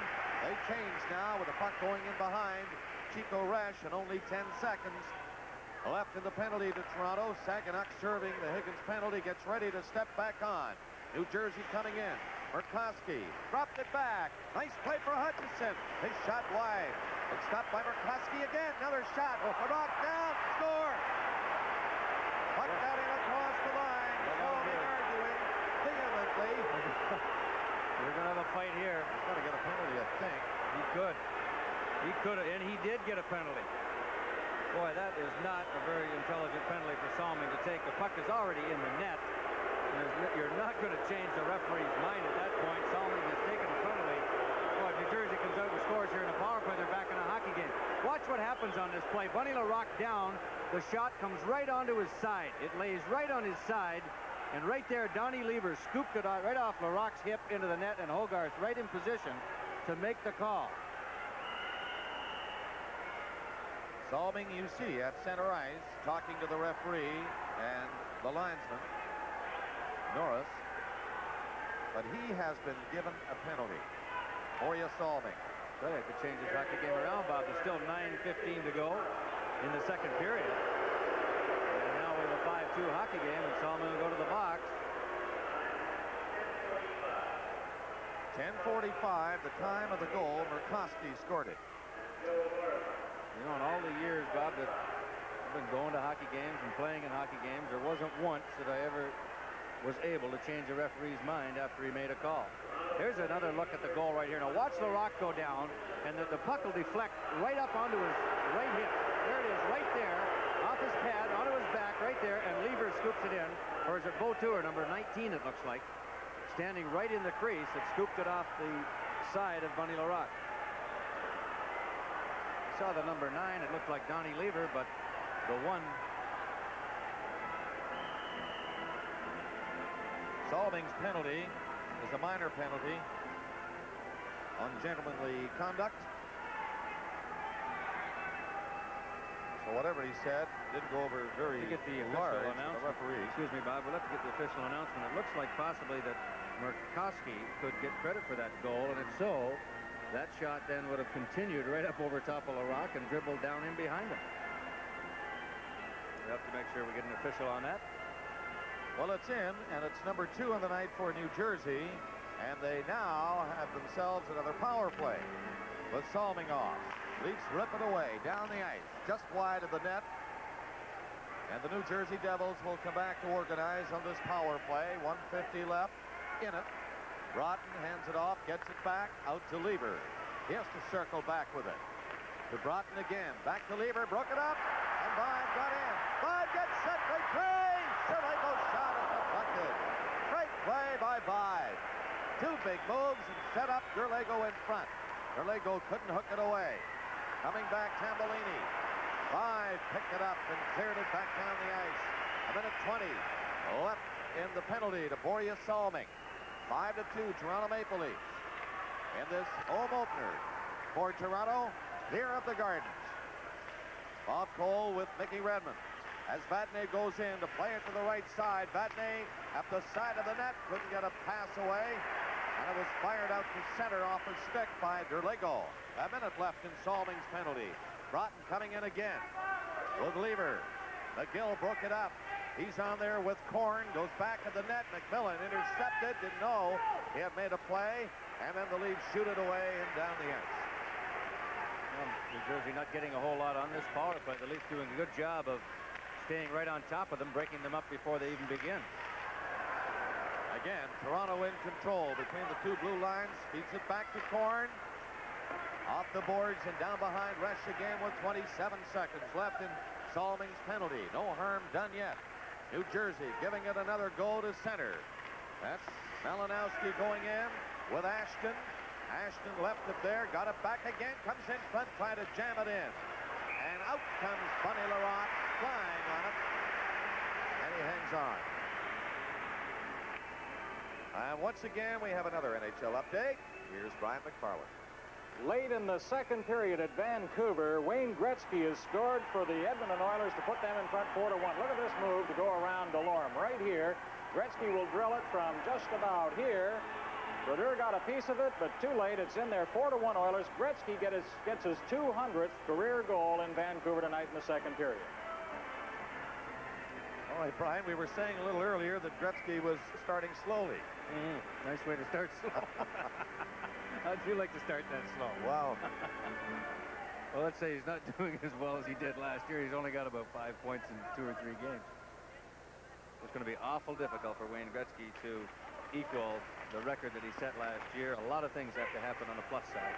Gagne couldn't hang onto it, and the Leafs shoot it away. Salming is ready to come back on. He's on now. The penalty is over. And right away, Salming into the play. More checking. Hope checking the puck back in. Quenneville flipped it to the far corner. Comes back this way. Ashton after it. And a check after him for Toronto. The Leafs come up with it inside that blue line. Dubny tried to pick it up. Now it comes to McGill. He flipped it on the boards in the corner. It slides around the net. Can't move it out. Ashton got it to the line. And it's cleared back over center ice by New Jersey. Toronto Maple Leafs in full control and leading by 3, 5-2 with 6:35 left in the period. Out the far side, that's Gagne. Ripped it behind his own goal for Ashton. Ashton slides it ahead, a bad pass. In a check for Toronto, always there it seems with Anderson. Anderson trying to get near in front and was stopped. And the New Jersey Devils break out. Ashton from center shoots it in. And he goes for the change at the bench at the far side. Toronto Maple Leafs on the move. Juris shows some signs of handling the puck and got it to center. Gets it back. Good move by Inachak. He took a shot. Tipped away by Resch. 5:50 left in the period. Intercepted. Inachak. Look out. There's the shot. Another shot by him. No, back in front. Another drive. That's taken now. There's a pass through the goal crease. Leafs are all over the place. Resch without a stick. In front it comes. Now they clear it. How about that? They did everything, but no goal. Murkowski now after it inside the Leaf line. To the far corner. Hutchinson back near the line, waits for a pass. Didn't get back that far to him. Leaf player goes to the ice. That was Salming. Martin slapped at it. Inachak again. Takes it behind the goal. Juris in to help him. Murkowski went after it. They hold it on the boards. Now it comes loose. And 5 cleared it down the ice. 5 minutes left in the period. 5-2, Toronto Maple Leafs. The Leafs have to hustle back. Salming falling, missed it, but Korn picked it up. First Leaf to touch it, so icing called against New Jersey. Mix up back at Bunny Larocque. Tempers flaring again on both sides. And this will be interesting, Bob. We're looking at the new rule here. Some players have come in past that imaginary line of 2 face-off circles. Probably, in all likelihood, unless that was an icing call. It was an icing I believe it call. was. That face-off would have then come outside the Toronto blue line with the New Jersey players moving in past that line. This game is coming to you from Toronto.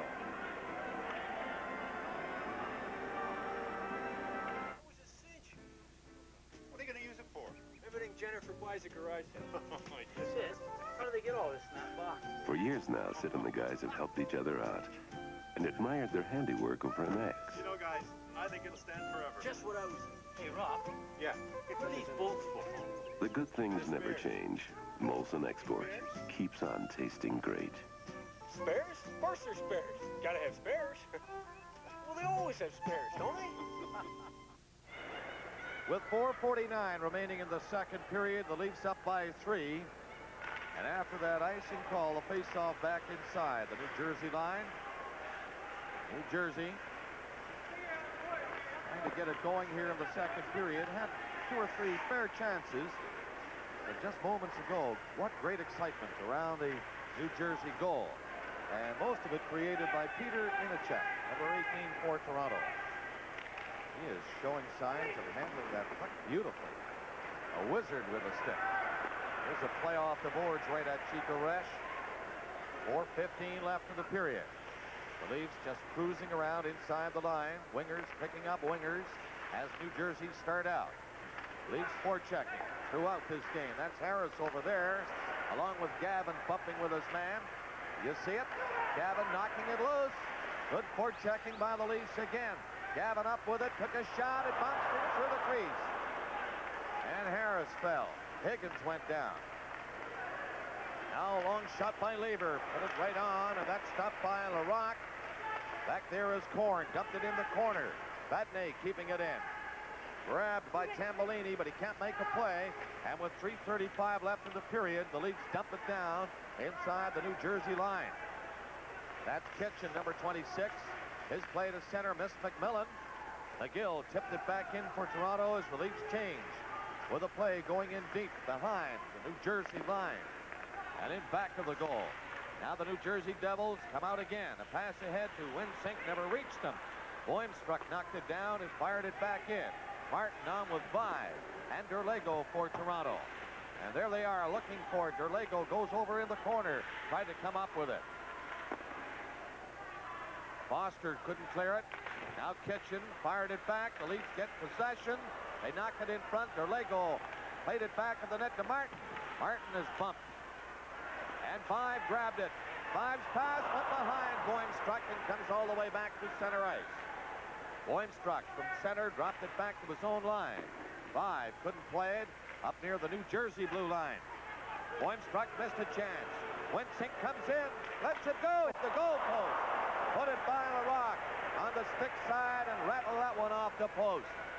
Right on. Derlego passed it over the line and 5 was trapped offside. Live from Maple Leaf Gardens in Toronto, this is Hockey Night in Canada on CBC. Out of nowhere comes a performance machine so sleek and sophisticated, it doesn't waste time on the wind, it slips through it. A machine so powerful, it out-accelerates Porsche 944 and BMW 320i. It is Capri, with its 5-liter V8 option. The exciting new Capri, designed to move you in a powerfully new way. Performance, selection, and personality to match yours. Mercury Capri, out of the ordinary, but not out of range. Play just underway as the New Jersey Devils get it out across the line with 2:05 left in the period. Hutchison forced back again. Gives it to Lorimer. Up to center, and Anderson was there for Toronto to shoot it back in. 1:55 left in the period. 5-2 Toronto out front. Here we go again. This time Peter Inachek for Toronto is in the middle of this mix-up. I think there's 2 New Jersey players, Bob, down there. One of them possibly could get a game misconduct. There's 4 players down there. They got 2 Leafs, 2 and 2, and 2 New Jersey Devils. It's like Hutchison and Inachek, and earlier in his second period, Hutchison broke his stick over Inachek down in the other corner and got away with it. Bogart didn't see it, and it's those same 2 combatants again, I think, who started that one out. That was 3-on-3. Or is it Salmon? I can tell here. 8-18. We've got Hutchison really trying to get at the Leaf player. We'll have to check and see who that is down there. It looks like number 8 for Toronto. Walt Poddubny. It is. I had Inachek in there, but it's Poddubny. Sorry about that, Peter. Hutchison leaves. Well, again, here's the start of it, Bob. I think it was Inachek originally, and right here where he went in to check Dave Hutchison, right there. And you see the elbow come up, and that's what starts the whole thing off. Right there. Here we go. But nevertheless, tonight's game is coming to you from Maple Leaf Gardens in Toronto. People trust Seiko technology for bold sports watches that perform brilliantly, even 100 meters beneath the sea. People trust Seiko for slim dress watches with every timekeeping function you'll probably ever need. People trust Seiko for watches that are as finely crafted as they are technologically advanced. In fact, people trust Seiko more than any other watch.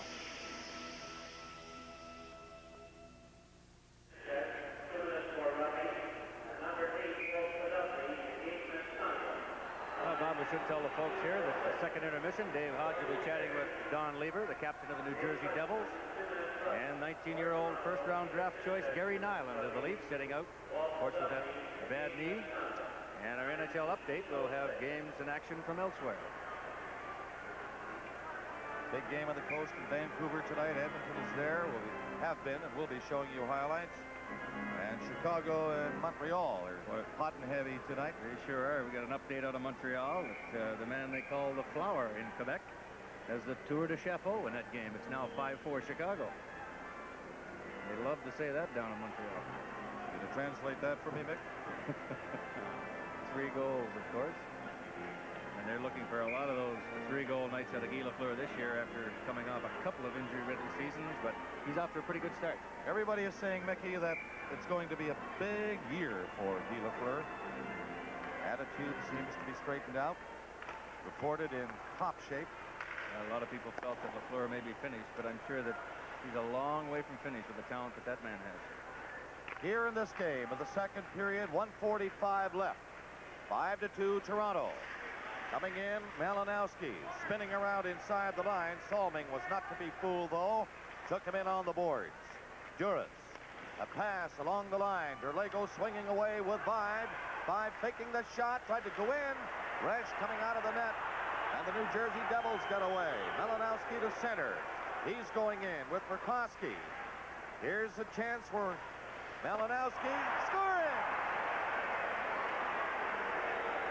He was allowed to roam in a little bit too far, and the New Jersey Devils showing signs that they are not out of it yet. Well, it's a big goal for New Jersey to score with only 1:15 to go in the period. I think if you watch closely on this play, there's Malinowski going by Duras. This deflects off a Leaf skate, I believe, in front of the net and changed directions and went by Bunny Larocque. We can see it from this angle behind the play. The backhander from Malinowski right there. Now watch it. There's the deflection. It's hard to see if it went off. Looks like Billy Derlego in front. Or Murkowski for New Jersey. We'll wait and see what we get on the call. Right now, the goal has been credited to Malinowski. It was Malinowski, of course, who took the shot as he roamed right into the slot area and let it go. If that be the case, then, Bob, it would have to have gone off a Toronto defenseman. It definitely changed direction because Bunny came out of the net to cover that with his trapper, and all of a sudden that puck was flying by on his blocker side. And on the goal by Malinowski, Chico Resch got an assist. All the way from the other end. 1:06 left in the second period. Toronto now, the lead cut to just 2 goals. That's Resch stopping it behind the net with a minute left in the period. It's Lorimer behind the goal starting out. Lever to the line. Lever comes to center, shooting it in. Coming back quickly is Jim Corn for Toronto. Goes back of the net, 45 seconds left. Long pass in behind. Gavin and Resch push the pass ahead. McMillan was bumped by Corn at center. That allows McGill to go back and pick it up for Toronto. 30 seconds left in the period. To the far side, the Leafs bring it back out. The pass went in behind Gavin, and Gavin just got rid of it near center ice. But Corn hopped on it quickly. Look out for Corn. He goes in. Got a pass back in front. Gavin had to dump it behind the net. Resch out of the goal. 15 seconds left in the period. Penalty coming up.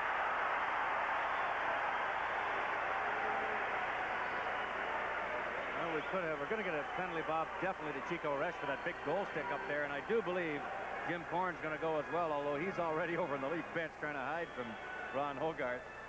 But I think we'll see him come back across the ice as Corn went in and a little extracurricular there with Chico behind the net. Right there, you see Jimmy with the glove up in Chico's face. Corn will get the penalty undoubtedly for elbow. I'll tell you, as big as Jim Corn is, you don't want to fool around with those goaltenders with that big stick back there. They can do an awful lot of damage. And Chico's not afraid to use it. we're going to have another look at the goal by Malinowski, and let's see how it changed directions and off of Boom if we can. There's a look at the guys going in front of the net. And all we see is the puck coming back towards Larocque. You see Larocque moving to the Trapper side. He's moving to his left, and all of a sudden that puck is redirected past his right pad. Corn goes for elbowing, and Chico Resch for high sticking, I believe, Bob? Slashing, I believe. Slashing. Close enough, Mickey. Well, nevertheless, you can use that big stick, whether it's high sticking or slashing. It's going to do the same damage. So Lorimer is over to serve the penalty for Resch.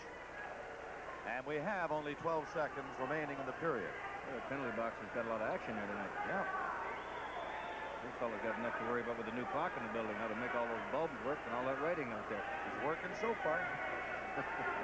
Boy, they had this clock just barely working before the game. They had it down on the ice, and I guess it's also equipped with a new hydraulic system that allows them to raise it and lower it in a very short period of time. And there's a look at it. It looks great. We're moving ahead. Mr. Ballard says we're moving ahead. Well, there comes an extra puck on the ice. Folks having a bit of fun here at the Gardens tonight. Oh, boy. Just 12 seconds left in the period. Derlego will try to hook it back. Salming is poised just inside the line and just outside. We'll picture at the moment. Bradley trying to sneak into the backfield there, Bob. It went back all right, but behind Salming and got to center. 7 seconds left. It's tipped in by Derlego. 4 seconds remaining. Grabbed behind the goal by Badney. That'll do it.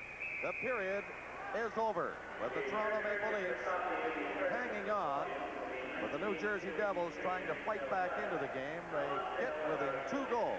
So the score at the end of the second period is Toronto 5 and New Jersey 3.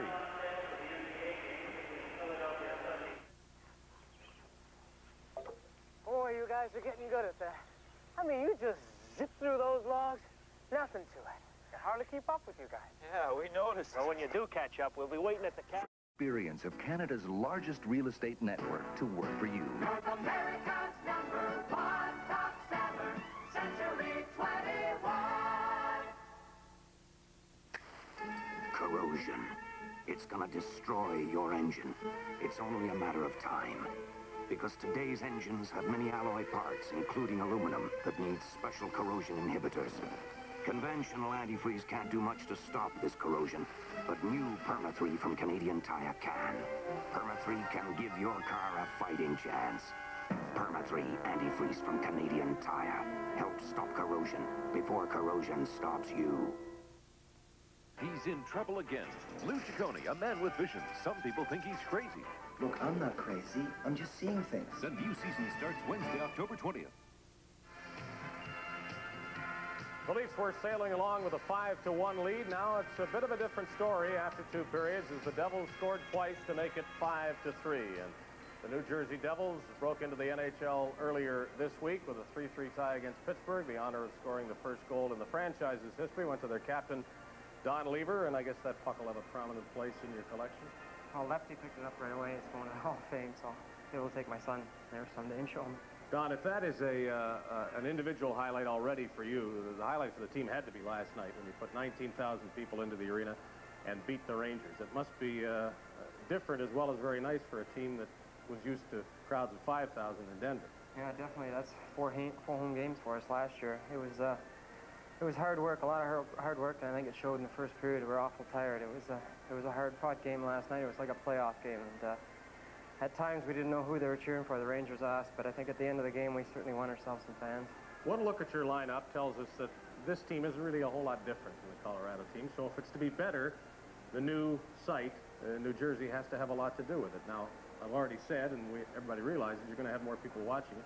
What about the stability of the franchise? What does that do for the team? Oh, that helps quite a bit. I think with Billy McMillan taking over, he's a very good man, and he's made us work quite hard through training camp. It's the worst training camp I've been through in 10 years. We've been skating.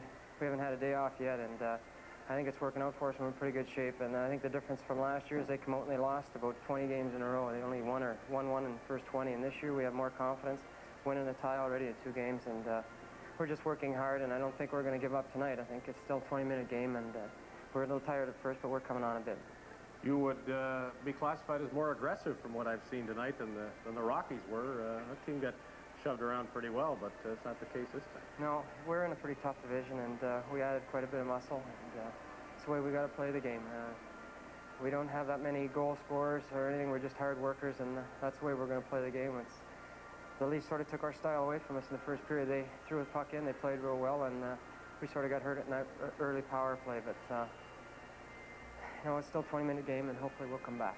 A lot of people are wishing the Devils good luck. I know that the league wants the franchise to be as successful every night as it was last night, and of course some wins on the ice are going to help that too. Thank you, Don. Good luck. Thank you very much. Captain of the Devils, Don Lever. Coming up next, the Leafs' top draft choice, who is unfortunately not in action tonight and won't be for a while, Gary Nyland, as Hockey Night in Canada returns in just a moment.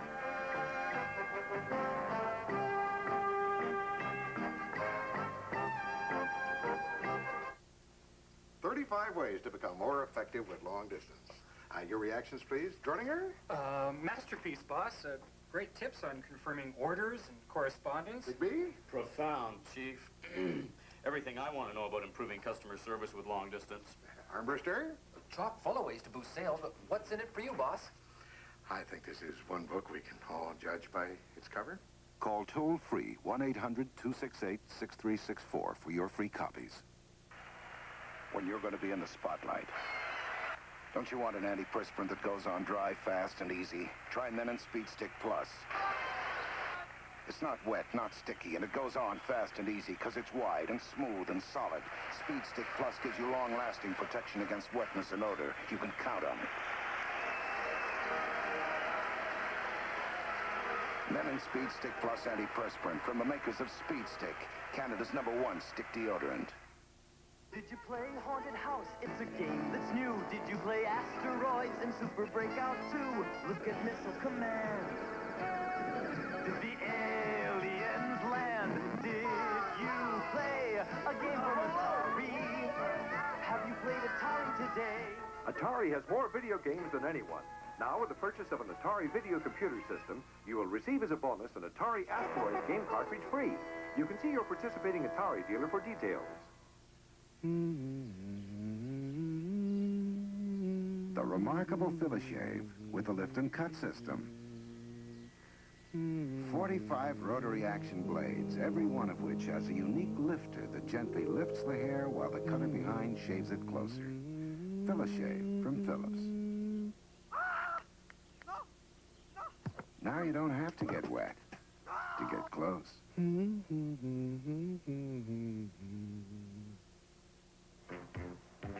Leafs 5 and the New Jersey Devils 3 at the end of 2 periods of play. Back in June when the Leafs drafted Gary Nyland as their first selection, we knew we'd be talking to him on their home opener, but we didn't know that his leg would be cast in plaster, and of course, neither did he. What's this done to your optimistic outlook to a rookie season in the NHL? Well, it's going to make everything a little bit tougher, and it's, you know, it's kind of hard on my nerves and on my whole system, but it's, you know, I've never been hurt before, and this is the first time, so there's a first time for everything. Let's just hope it's the last. Well, you have nothing to compare this to then, and I guess if you want to know how difficult this is going to be psychologically, you've got to ask somebody else, right? Yeah, well, there's been a few guys that have had the knee problems, you know. I know Gord Kluzak, the #1 pick overall, had it, and he came back about 5 months after, and he's doing fine now, so it's just a matter of time. I'm just waiting for the day that they say that it's healed and you can start lifting weights with it, and I'll be back before they figure. What's your recollection of how it happened? Well, it happened in the last shift against Quebec. I guess it was our 6th exhibition game, and I just brought the puck down into the Quebec zone and went to the corner. And I went to hit one of their players. I jumped up, and as I came down, I pushed it in the wrong way or something happened. But it has never been the same since. But I got it done, and it's done now, and let's just hope it's okay. I know the Leafs were very pleased with the way you'd been playing until this happened. Were you? Well, I was confident, and I was getting more confident every game, and I figured that I had improved over each game up until the Quebec game, and you know, I'm just, yeah, I'm just concerned about the knee. I just hope it's all right. The Leafs have impressed some people with their games in Chicago and St. Louis, and in parts of tonight's game. As you watch them, you have to be maybe a little more confident about joining this team than you were beforehand. Oh, I think, you know, all I heard last year was negative things about the Leafs, but I think they're a new club. They got some new people, you know, and with Mr. Nicolak and Dan Maloney and behind the bench, they're doing a good job. I think the Leafs will surprise a few people this year. Well, we're sorry you can't be in uniform to conduct this interview, but we're happy you're here anyway, and thanks for struggling in, and okay. Keep the knee as good as you can have it as soon as the recuperation begins with a cast-off. Hockey Night in Canada returns in just a moment.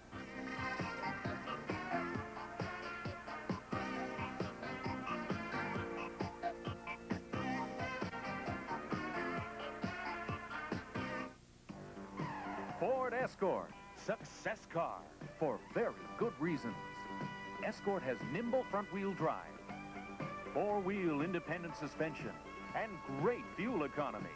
No wonder Escort sales are jumping over most big cars, small cars, foreign cars, domestic cars, over cars of all shapes and prices.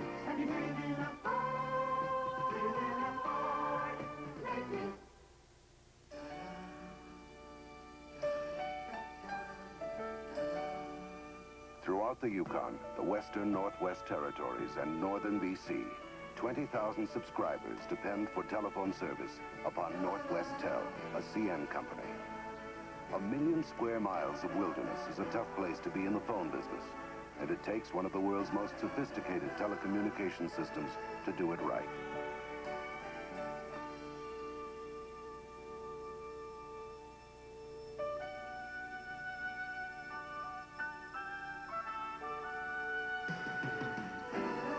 The number of people we serve is small, the distance is vast, and the difficulties enormous.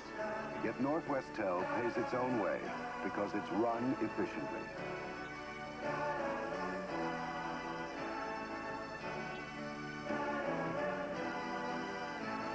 CN, in business for Canada. The Chicago Blackhawks got off to a very fast start at the Montreal Forum tonight, scored 5 first-period goals, and then Guy Lafleur, off to a good start this year, got a spectacular goal, his third of the night, and of course Montreal is right back in it now, 5-4. Watch this play by the Flower, Guy Lafleur, as the Canadians come storming back. The Chicago Blackhawks, a team to be reckoned with this year, we're off to a good jump on the Canadians at the Forum tonight. Well, let's go back to the Forum now and check on the action between the Chicago Blackhawks and the Montreal Canadiens. We'll hear from Danny Gallivan along with Don Cherry and Dick Irvin. And not playing aggressive, and it's still 5-4, but the pattern is just the same as they did against Toronto. 1 minute and 20 seconds left in the second period. Hunter in over the line. Laskowski was doing the checking on him. Dow keeps it in. There's the shot. That was free. But Fox did an excellent job there. He cleared Gainey out of there with a solid body check. You probably caught that as you saw Gainey go down. You've got to have somebody in there clearing out that front of the net, haven't you, Dow? Bouchard and Yurda a long time ago used to do it. So the play stopped for a face-off in the center ice area, 47 seconds. That's an art in itself. You have to take the guy out of there and get him out of there without getting a penalty. Anybody can go and knock the guy down. Good guy takes him out. Robinson takes him out without getting a penalty, better than anybody in the league. Well, Grapes, they called you Grapes. Is it true that you have a book coming out? I have a wonderful book coming out. When is it coming out? Thank you for mentioning it. October 27th, somewhere around there anyhow, and it's blue and I on the cover. And don't tell me the title is going to be The Wrath of Grapes. No, we changed that. Now the puck goes bouncing in over the glass in that area to the right of the Canadiens bench. 42 seconds. We deal exclusively at the start. Is that how you say it? Yes. With that 7th man on the ice. You mean the game that Lafleur got that goal? Yes. I thought you'd want to forget about that. I know, but they made me. There's a long shot by Murray. 34 seconds left. Wilson shooting it in, knocked down by Robinson. He cleared it ahead to Wickenheiser. Lafleur's on the move. He had to put on the brakes. Walter going after it in the corner. Murray watching him. It's centered. And Higgins. I'm impressed with this tall, rangy right winger. This fellow here, Higgins, can move with that puck. Now Higgins tries to center it. Robinson feeding it ahead with 10 seconds. The final rush for the Canadians. Wickenheiser circling to the far side. Dropped it over. And now Marsh coming to center. Takes the shot with time running out. So the score at the end of the second period. Chicago 5, Montreal 4. If one store wants to be Canada's sports shoe headquarters, they'd better have all the winners. Nike, Puma, New Balance, Adidas.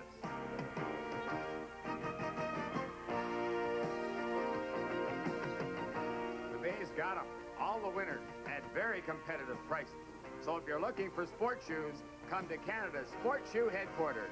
Come on, Canada, meet you at the Bay.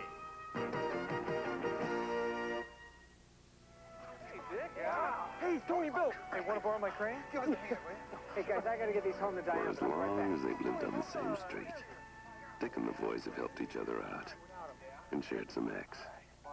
Never going to make it down there. Don't worry about it. Hey, guys, why don't we just leave it here till tomorrow? Why don't we leave it here for good? Wouldn't hurt your game any. Thanks a lot. Molson Export keeps on tasting great. You guys are really slow.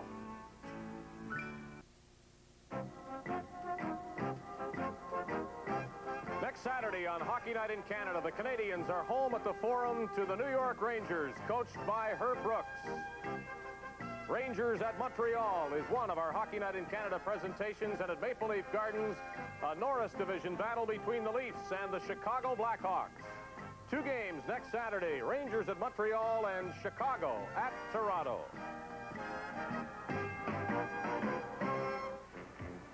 Toronto Maple Leafs 5 and the New Jersey Devils 3 as the teams are back on for the start of the third period. The scoring in the second, Salming 5:27, Murkowski 10:45, Hutchison and Lorimer assisting. Resch got an assist on Malinowski's goal. So it's 5-3, getting ready for the start of the third period. The shots are even over 2 periods, 17 apiece. Out of town tonight, Montreal roaring back, as you saw. Edmonton leading Vancouver after the second, 4-1. Shutout, Winnipeg over Detroit, 8-0. Staniowski recorded that shutout. Boston and Hartford. Boston coming back now on the West Coast. Calgary at LA. Philadelphia over Washington 2-1. And Mickey, another good one for Minnesota and St. Louis. They're tied 1-1 in the second. The Rangers seem to be getting it going again. They lost to this New Jersey team 3-2. Before 19,000, they said 200 at Meadowlands. They're used to playing in Colorado in front of 4,000, 5,000, 6,000 people, and John Lever alluded to, it's a great feeling to have a building full like that. Of course, New Jersey and the Rangers very close, and a lot of Ranger fans in that New Jersey arena, but I think by the end of last night's game, they were cheering for New Jersey, and I guess it was a whale of a hockey game for both clubs. 2 Leafs are out of this game now. Podupny, third man in the second period. The game misconduct. And Higgins, gross misconduct. He's out. Bob, a gross misconduct. Also, not only does he have to sit out the rest of the hockey game, but he receives a $100 fine and have to possibly go in front of the president of the league, or at least the president will look at the infraction to see if there's any further disciplinary action. So right now, Inachek and Hutchison get ready to step back on. Now they're 4 skaters aside out there. 5-3 Toronto into the third period, and Duras leads at the center. A neat play on the right side. 5. A shot right on, but covering on the angle was Resch. Comes back to the blue line. There's a drive by Salming. That's knocked away by Chico Resch. And again, the Leafs break it up near center ice, and Salming waits for the Leafs to come back on side. Vibe was slow getting back out. Now the pass ahead to center. Lego to Salming. Vibe with him. Salming going in. A pass to Vibe. From there, he'll pass it back in front to Lego. He couldn't get around Chico Resch, who had gone to the ice and broke it up. Salming is back with Duras. Duras pass near center for Derlego. Derlego in with a shot, and Resch had to move quickly to glove it. A good drive from just inside the line. Long pass off the boards going down the ice. Stopped by Larocque easily. Boimstruck feeds it behind the net. Into the corner. Benning sliding it ahead. Now the Leafs get it moving again to center ice. Broken up very quickly, though. And it's hammered back in by Murkowski for New Jersey. Minute 40 gone of the third period. 5-3 Toronto. Coming out. This is Inachak. Got the center with the pass to Boimstruck, who failed to hang on to it. And Palmer for New Jersey. He's pushed off the puck by Anderson. Anderson still looking for it. Loses it to Lever. And Palmer drops back. Slides it in front of the goal. Inachak trying to catch his man. He did. He fell, and there's going to be a penalty. Hutchison, I believe. From Maple Leaf Gardens in Toronto, Hockey Night in Canada on CBC. Most people would say Jack Campbell is a fortunate man. He has a loving family, a good job, and a nice house. But his paycheck just doesn't go as far as it used to. So why would Jack decide to spend $300 insulating his attic with fiberglass pink? He did it for the money. The money he'd save on his heating bill, and the money he'd get back from a government grant. Fiberglass pink insulation. There's only one good reason to do it. Do it for the money you'll save.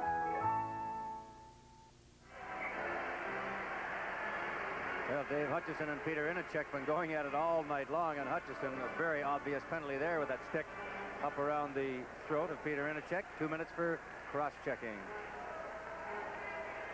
That comes at 1:56 of the third period. Now the Leafs with a man advantage. Derlego on the draw, but Martin was tied up and couldn't move on it. Lever backhands it in. Leafs go back and get ready to move it. Salming starts to the left side to Duras. He's coming out with Salming going to the right now, but the pass went up to Bill Derlego, who has to circle with it. Derlego nearly lost it there. He did. McMillan, good work for New Jersey. Played to the left side. Quenneville spun around. He went flying. And the Leafs are back. Now Salming and Vive get together. This is Vive to center. Lever chasing him. Vive shoots it in. Here comes Martin on this left side. Martin looks back near the line to Duras. Into Martin again, and Duras knocked it down. Shoots it to the corner behind the net. Resch stopping it. Here's Martin. He nearly jammed it in the empty net with Resch out for a second. Duras stopping McMillan. Duras feeds it in. Vive, let her go. It bounced right down to Resch. On No the goal. goal line.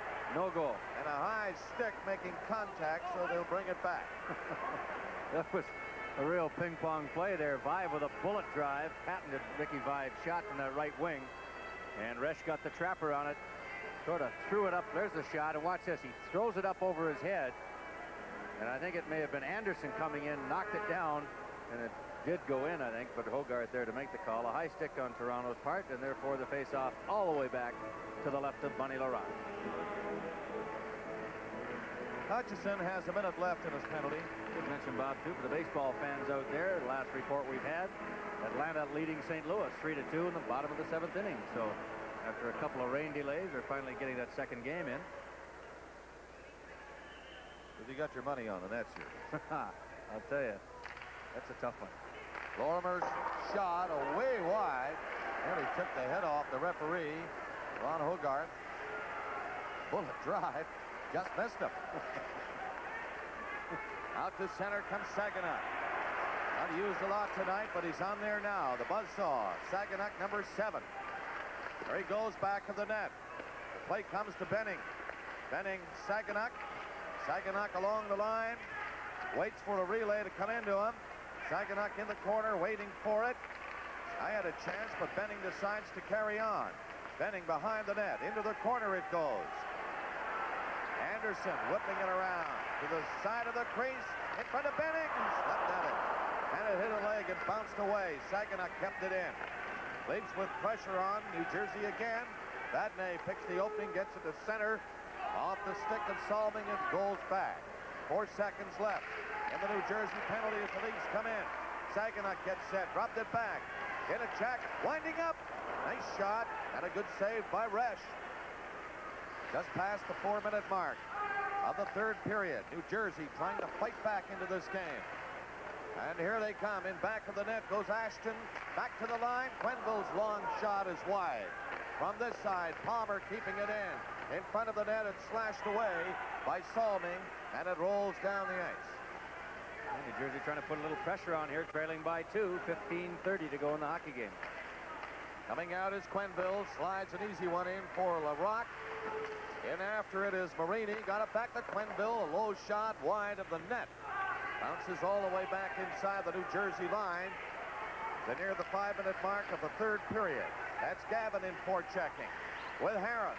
Harris gets a pass back, McGill closing in. Can't get a shot away though. New Jersey trying to clear it, they do. Marini gets it out to center ice for Ashton. Ashton's long shot knocked away by Bunny Larocque. And again, McGill for Toronto. To the line is Harris at center. Gavin coming up on the play. Gavin, the first one in. Left it for Harris. Harris couldn't move it. Now he gets another chance. Centered it, and Resch had that tape. Comes back to the line. McGill might get a drive away. And he whistled one off the net. Just missed the short side. Another long shot. And the Leafs line adding more pressure now. Adam getting in the slot. Waits for the pass. It didn't come. He comes over to help himself. And the New Jersey Devils get it to center. Malinowski clearing it. Ashton shooting it in. And Larocque out of the net. During the 6-minute mark of the period, 5-3 Toronto. That's Foster, bumped near the line by McGill. Fired back in his own zone by Murkowski. New Jersey shoot it down the ice and Korn back quickly for Toronto. Salming on the boards to center. Salming logging a lot of ice time again tonight, so what else is new is Larocque. Had one bounce in front of him. They're always dangerous. Koski got back to the net, got it in front. A shot went off Salming, hit the side of the goal. Now the drive for the line, scored! Lorimer let it go. It was deflected in front of Larocque. And Nicky, we've got a new game now. It's Toronto 5 and New Jersey 4. Well, that persistent forechecking in New Jersey finally paid off, Bob. That puck again was deflected in front of Bunny Larocque. We'll have to wait and see who actually got it. It was Dwight Foster and Vautour, Yvan Vautour in there. And there's a look at it. It's hard to tell. It looked like it deflected off of somebody, possibly a Leaf defenseman again. Look at it right here. And it was, by the look of it, it was Boreas Salming coming across the front of the net. It looked like that puck hit the inside of his right glove and redirected right into the top corner. And New Jersey right back in the hockey game. Here's Anderson. Saginaw is in front of the net. The pass was intercepted by Resch. He cleared it. New Jersey on the move. One man back. Coming in quickly. Vautour gets it in front. Can't shoot it. Foster went in after it. And Anderson was back to pick it up right in front of his own goal. Weaves his way outside the line. Comes to center. Pretty good on this shift. Anderson's long shot wide of the goal. Duras couldn't keep it in. Nearing the 7-minute mark of the third period. Salming trying to break through himself now. Salming into the corner was bumped on the boards. And it's cleared to the far side along the boards. And New Jersey's Vadnais gets it up to center ice. Salming broke it up. Vadnais again. Vadnais coming in. Tried to go in. He was knocked flying by Salming. In back of the net. McMillan chasing it. McMillan on there, keeping it in for New Jersey. Lever gets in front. Intercheck had him covered. It comes near the line, but not out. Lever going after it now, along with Tambellini. Tambellini is bumped. Lever hooked it free. Into the corner, McMillan. Tried to get it back. McMillan again couldn't center it. Another shot at it. And Intercheck is back there for Toronto, holding it with a skate now. Tambellini and McMillan all over him. He's trying to get a face-off, but they worked it loose. Back into Lever in the slot area. Lever spinning around. Leafs can't move it out. Salming went down on one knee. McMillan keeping it in. New Jersey trying to tie this hockey game. Down goes Larocque, and he hangs on to it. Great stop by Larocque. New Jersey all over the Leafs in their zone. Tonight's game is coming to you from Maple Leaf Gardens in Toronto.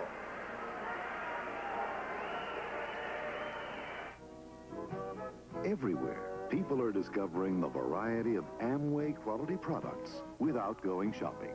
My laundry looks great with Amway SA8. Nutrilite Food Bars by Amway get me through the morning. Artistry Cosmetics and Jewelry by Amway get me through the evening. Amway has it all. Shop the world of Amway, so easy to do. And there's a welcome to Hockey Night in Canada, beginning our 31st season, bringing you hockey from coast to coast in Canada. And I'll tell you, we're going to do our best to give you good shows all this season, too. You haven't been around that long, have you? 31. Sure have. You, too. Veteran of the broadcast booth, Bob Cole. The Leafs now, with a big lead in this hockey game at 1 point, find themselves up by just 1 goal as Adam goes in with Gavin. His shot is blocked. New Jersey coming to life here in the 3rd period. Malinowski on the boards, trying to bring it out. Intercepted by Gavin. He got it in front, but Hutchison was back there. He gets it up as far as center ice. And the Leafs, Harris played it back inside the blue line. Now here comes Ashton. Stopped by Benning, or Harris rather. Again, Adam going in, gets a shot right on, and Resch makes the save and hangs on to it. Once again, we're going around the country for another NHL update, and here's Brian McFarland. Bad night for the goaltenders at the Montreal Forum. Chicago has gone in front of Montreal 7-6 now. We're going to see a goal by Rich Preston of the Blackhawks. Just less than half a period to play at the Montreal Forum, but Preston is right there for a rebound, as you will see, and the goal gets past 70 in the Montreal goal. That's the 7th goal for Chicago as Preston puts it in. The 7-6 scores there on the board. Let's get back to the action in Toronto. Tell you, a real shootout in Forum tonight, Mickey. And this one is shaping up the same way as Vive puts a weak shot in. Resch stopped it with a stick. Coming up to the 9-minute mark as Korn slides one in front. Vive was there but couldn't handle it. Marini nearly broke away for New Jersey. Ashton playing it in for the New Jersey Devils. That's McGill. Stopped by Ashton. He bumped into Vive. Got a shot away then. And LaRock stopped it again. Coming out is Korn. To center. Korn going in. Can't get by the defense. Lorimer stopped him. Was all over him.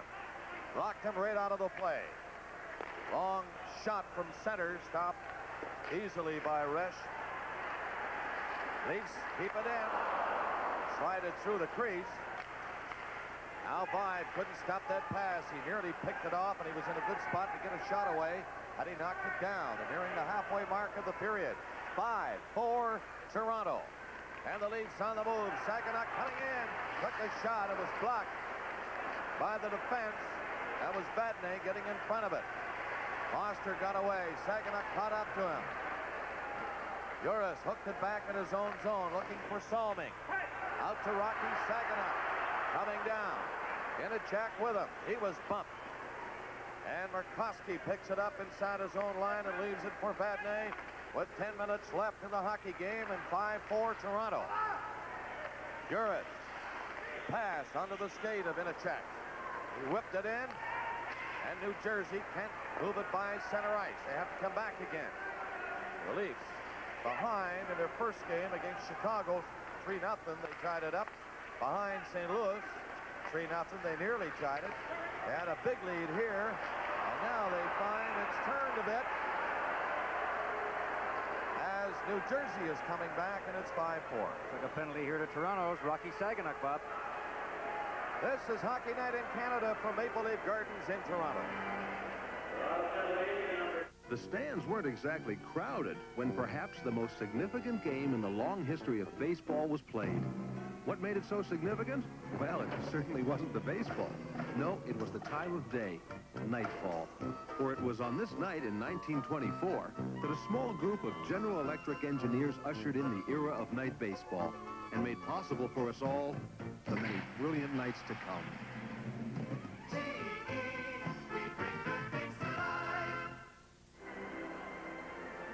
Well, Rocky Saginaw in the box for the Leafs. It's like a roughing call. There's a roughing call, spelled tripping. But nevertheless, Saginaw in the box for 2 minutes. 5-4 hockey game. New Jersey on the power play. And the Leafs right away shoot it down the ice. Vadnais coming back. He has Aaron Broughton, number 24, back there with him. McMillan is up front with Tambellini and Lever. That's the power play. And they started moving as far as center ice. Chop it into the Leaf zone. Back very quickly is Bill Harris. He gets behind the net. Salming couldn't clear it out. Here's a chance now for Broughton. What a pass in front of Dandy. McMillan gets set in front of the net. Didn't get the pass, though. Now he's back of the goal with it. Tambellini's standing there, but it's cleared over the boards at the Leaf bench, and it's called. You know, a lot of folks, I don't think, expected too much out of this hockey game tonight, Bob, with these clubs last year. Colorado finishing 21st, Toronto finishing 19th, but had a pretty good hockey game here tonight. The Leafs continuing their very good play. I know Nicolak's very happy with the first 2 games on the road, and they've certainly been exciting here tonight. New Jersey looks like a brand new club, brand new start hockey club, don't they? I think they're going to be okay. It's going to take a while. They've got some veterans in there now. As you look at that final score, Quebec over Buffalo, and I'll tell you, talking about teams moving and having trouble, Buffalo is not away to such a great start. I think people thought they would. In that Quebec game, Bob, Peter Stastny, he got the 3-goal hat trick, and that's his second hat trick in 3 games. He now has, I believe, 8 goals in 3 hockey games. He's an incredible hockey player. Beautiful to watch. Just have to think back to the Boston-Quebec series last year in the Stanley Cup playoffs. What a series he had. And played hurt as well. New Jersey now looking for the tying goal. Get it in front of the Leaf net. And Bellini's pass, he scored! Malinowski got it over to the far side. Tambellini was in front. Boy, some pretty passing, Bob, by the Devils here. Great pass by Malinowski in behind Salming. And I believe it was Ashton that redirected it behind Funny Larocque. Of course, the Devils with the man advantage. Look at that pass, and there it is. And Marini it is. Right-hand shot. Ashton and Marini both to the right of Larocque. And a 5-5 hockey game. What a very costly penalty by Rocky Saginaw. Malinowski set up the play beautifully. And it's 5-5. Well, the New Jersey Devils have come back with 8 minutes remaining in the game. So now the Leafs will try to get it going again, as they did in the first period. Anderson's shot, a weak one blocked as Inachek was hit hard trying to set it up. Now coming down is Foster, breaking in, right on goal. Took the shot up high off the glass. On the other side, kept in by Quendel. Another drive. That's up high and off the glass. I'll tell you, the New Jersey Devils are coming close to taking a lead. Foster in there. Left it for Vautour. Trying to jam it in. And Larocque, hugging the post, held it out. With a score, New Jersey 5, Toronto 5. This is Hockey Night in Canada on CBC. Introducing a new size Ford LTD, reshaped for superb road stability. Bob Cole with Mickey Redmond in the broadcast booth at Maple Leaf Gardens here in Toronto for the home opener for the Leafs.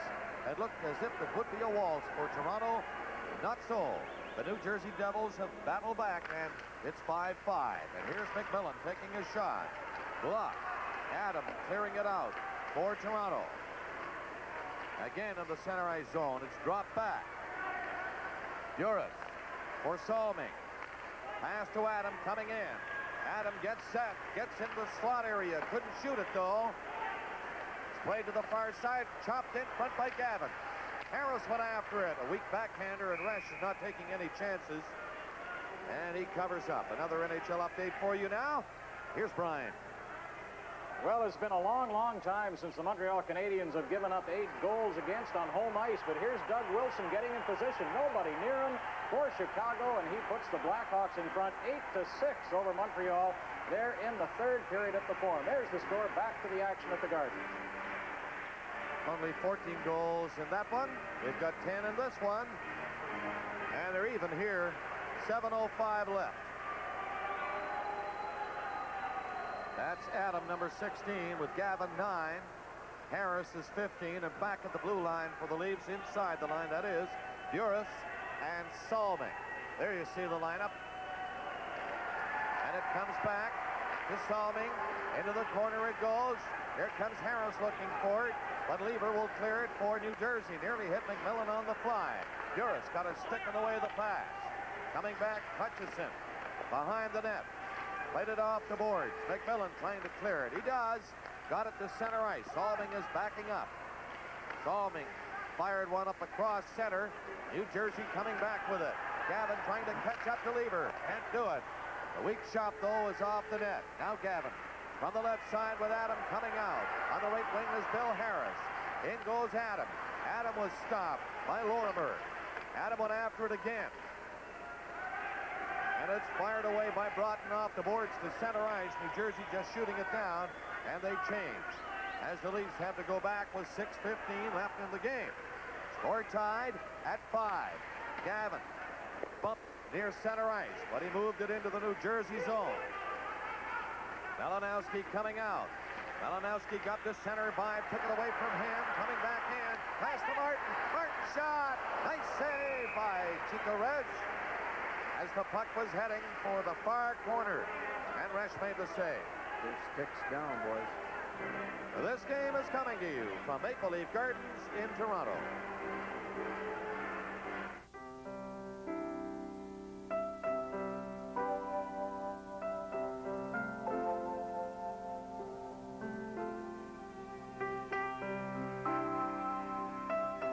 For the dreams you've grown up with and hold on to so dearly. For the promises you've made to yourself. Safe, secure Canada Savings Bonds. Your bond with the future. On sale October 25th. Bob Cole and Mickey Redmond with 5:55 left in the hockey game and a 5-5 tie. Well, the expressions have changed. One of disappointment of Mike Nicoluk to a little more happiness out of Bill McMillan behind that New Jersey bench. This is Boymstruck coming back for Toronto. His pass going nowhere near center.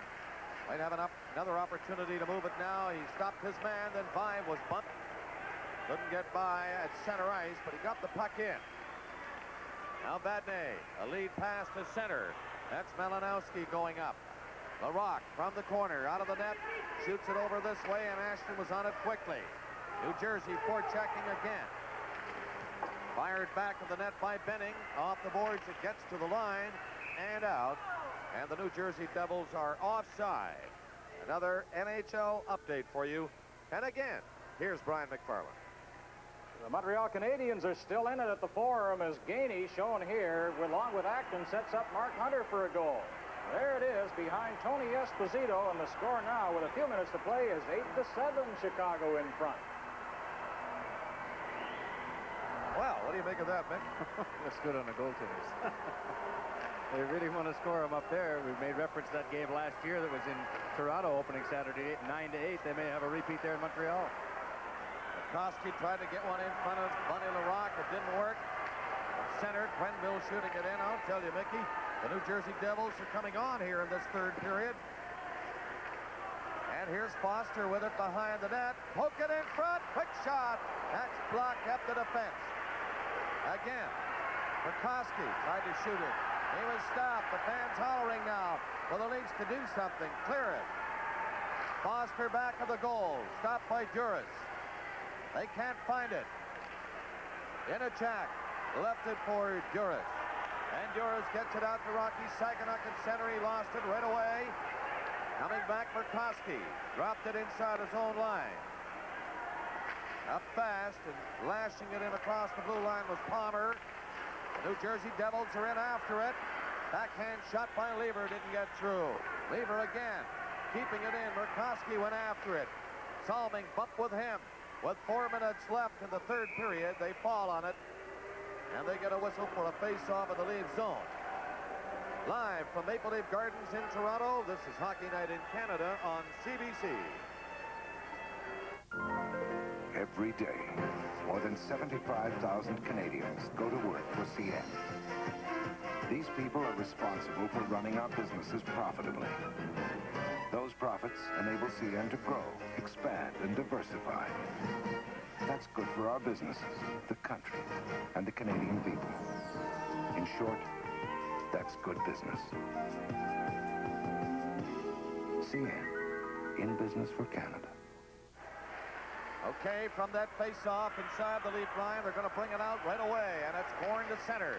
Score tied at 5 with 3:45 remaining in the game. The Leafs ahead at one point in this hockey game, 5-1.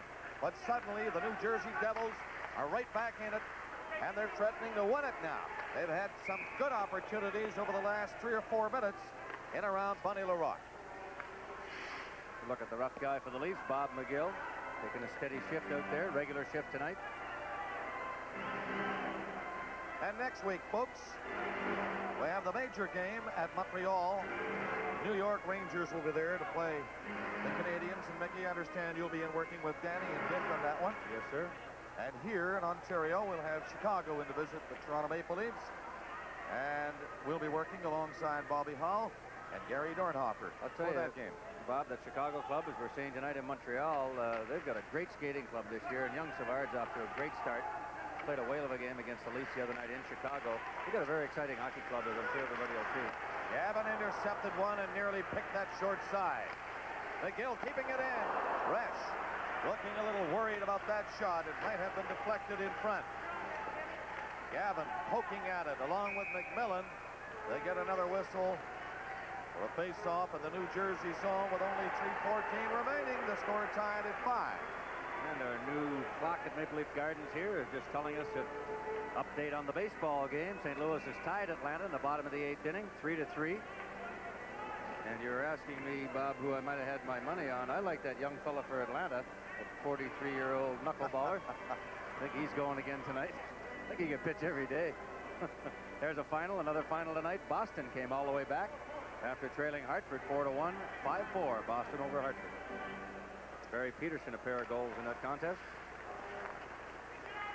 All the games seem to be decided, I don't mean this now so openly, in the third period. When you see teams coming back so much this year. Look at this game tonight. Look at the Leafs last Wednesday in Chicago. And nearly a game the next night in St. Louis. Canadians tonight. Boston tonight. Everybody coming back. There's a long shot. The rebound was there. New Jersey nearly had a lead. Down goes LaRock. Scramble for it. And the referee lost sight of it, and they call the play. With the score, New Jersey 5, Toronto 5. This is Hockey Night in Canada. They just dropped it in, and the puck goes sliding behind the net into the corner where 5 falls on it. They get another whistle with 2:36 left in the game, Mickey. And the New Jersey Devils down 5-1, stayed alive, came back, and it's now tied at 5. When was the last time you could talk about last year? And of course, Colorado Rockies being undefeated. They're undefeated coming in here tonight. Right now, a 5-5 tie. And Johnny Lever alluded to, they're very happy to get off to a good start. Last year, I think they lost 19 or 20 straight, he said. And very disappointing. A great start for them this year. Ashton on that last face-off nearly hit the far corner. Came right back to him. Now the Leafs with some pressure on. 5 knocked down along with Vadnais. He had him covered. New Jersey's Marini trying to move it out. He took a swing at it, missed it. They get it to the line, not out. They're still onside. 5 bringing it in for Toronto. Trying to set up Martin. At the far side, they keep it in. Aubin fell to the ice. Got back up again, but couldn't find it. And now it's called. They bring it back inside the New Jersey line for this draw. And just 2 minutes left on the clock. Bob, you mentioned New Jersey taking over here in the third period. They've really forechecked the Leafs, and they put them in all kinds of trouble. Shots pretty even at this point. Toronto 25, New Jersey 24. But if you had to give a win for a territorial advantage, I would say New Jersey has definitely had it here in the third period, where the Leafs had it in the opening period. But they've really forechecked. They've dumped it in, and they've tried to force that Maple Leaf defense to go back there and make some mistakes. And they've capitalized on that type of play. 1:50 now left. That's Foster in his own line. He left it for Hutchison. Cleared it down to the leaf line. Coming in now in a check. Gets set, shoots. High shot off the glass. but he was in close enough to score. 5-5 tie, 1:35 remaining. New Jersey shooting it in. McGill for Toronto. Anderson missed it, and it slides to center.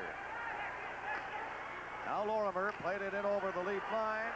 Two Leafs break to center. Anderson could do it. There's a shot, and that's knocked away by Resch. Anderson uncorking the bullet drive. 1:15 left in the game. Score tied at 5. The Leafs were leading by 4 goals at one point. Now Foster down for New Jersey. Couldn't pick it up. And a check got away from Lorimer. Got it inside the New Jersey line. A minute left in the hockey game. The New Jersey Devils on the move now. Shooting it in is Quenneville. And Larocque trying to clear it out himself. McMillan was there. Stopped it. Here's Vadnais. Look out! His shot a low one and wide. Saganuk. He played it to center. Gavin missed the pass. He was on the fly had he picked it up. McMillan from center ice. New Jersey coming back in. That's Lever. 35 seconds left. Larocque back of the net was solving to clear it and off the boards down the ice. The Leafs just trying to hang on now. 28 seconds left in the hockey game. Resch dumped it off the boards behind his own net. In the corner, the Leafs must forecheck right here. 15 seconds left in the game, and it comes down the ice. It might go all the way. It does. It'll be icing. Solving is back. 10 seconds left. 9 seconds left. And the puck will be faced off inside the New Jersey line to the right of Chico Resch. 9 seconds left. Well, we've seen a goal tonight result of one of these face-offs deep in the zone. Unfortunately for the Leafs, it was against them. And they're hoping now to turn that table around here with just 9 seconds to go. That face-off deep in the New Jersey zone to the right of Chico Resch. And the Leafs come on with Aubin. He'll take the draw, hopefully. And I'm supposing probably going to have a timeout here, Bob, by one of the two clubs. Ron Hogarth coming to the penalty box now. Looks like New Jersey has called timeout. So the Leafs also go over to their bench to get some last-minute instructions from Mr. Nicoluk and Mr. Maloney. Mickey, you have to say, should this game end in a tie, that it's a bit of a disappointment, to say the least, for the Maple Leafs before their home fans, the first time this year, rolling out like they did in the first period and showing such great speed, great forechecking and hustle, and then leading 5-1, and to allow the New Jersey Devils to come back and score 4 times, put us in this situation. Well, you know, you alluded to it late in the first period when the Leafs were leading 4-1, that you can't sit back and let something like that think you're going to run away with the game. As I mentioned, the Leafs turned the tables on Chicago the other night, last Wednesday. What happened? And What happened? Well, you just kind of relax a little bit, I guess. You don't realize you're doing it, but you think things are coming so easily. We got these guys down and out tonight. They're not ready to play. And you just start to stand around a lot. And as we've seen here tonight, New Jersey got their skating legs going. It took them a period and a half, and Toronto was a little bit lax at that point. And all of a sudden, we had the goal. We had the penalty to Salming right after the goal, and then the third goal by New Jersey, and you had a new start for the Devils. And the next thing you know, they were carrying the play and tied the hockey game. Okay, Mickey, let's see how the Leafs line up now. Derlego is on now after that timeout, so he'll take the draw. Five is to his left. Duras behind him, and Salming is right up on the rim of the circle to the right of Derlego. He'll drop back a few feet. There you see Salming moving back. And Martin is in the slot area. Now, with 9 seconds left, they don't have too much time. I would think that Derlego would try to move it out in front of the New Jersey net rather than get it back, although he has Vive right behind him. He could either make a screen shot. He doesn't get the draw anyway, but it goes back to the goal, and Lorimer was on it to Vadnais. 5 seconds left. Vadnais will try to kill the clock, and he's doing a pretty good job. The veteran Vadnais hooking it behind the goal, and the game is over with the New Jersey Devils coming from behind. They were trailing by 4 goals, and they stayed in it and were rewarded and tied the Maple Leafs. It looks like both teams congratulating each other down in the corner there. A little bit of a mix-up as the whistle blew and the buzzer went. The game is over. So it's a 5-5 tie. In just a moment, our Molson Cup 3-star selection.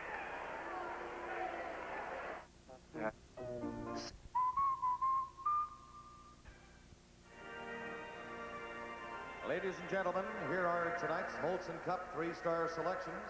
The first star, Merlin Malinowski. The second star, John Anderson.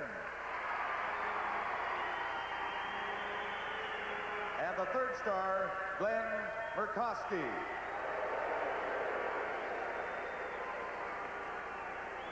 Hockey Night in Canada returns in just a moment.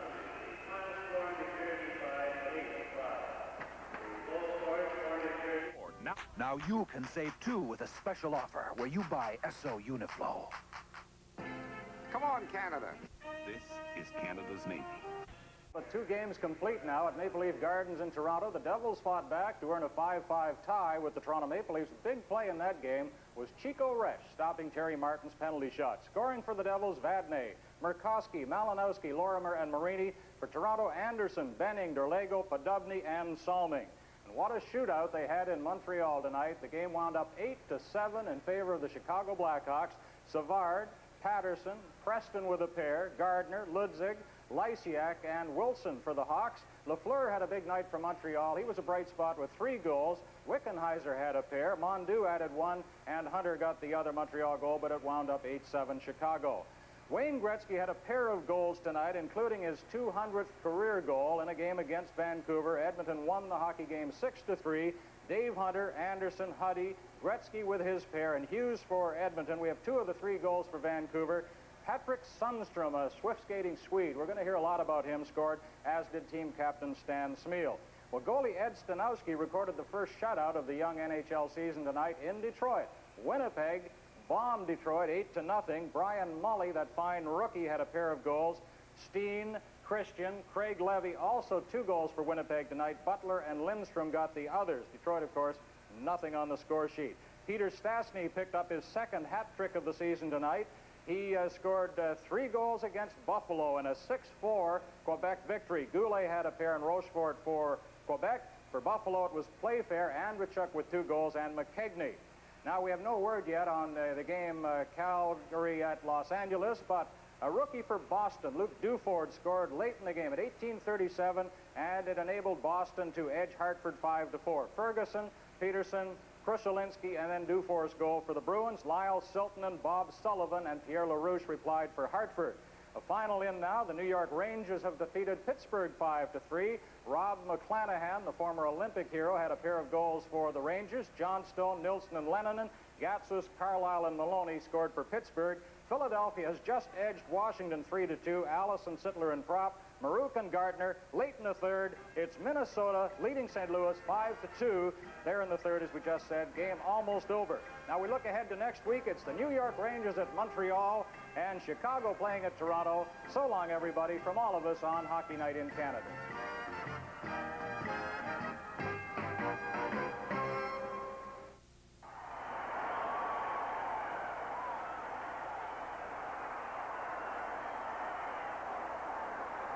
Live on CBC, Hockey Night in Canada, brought to you by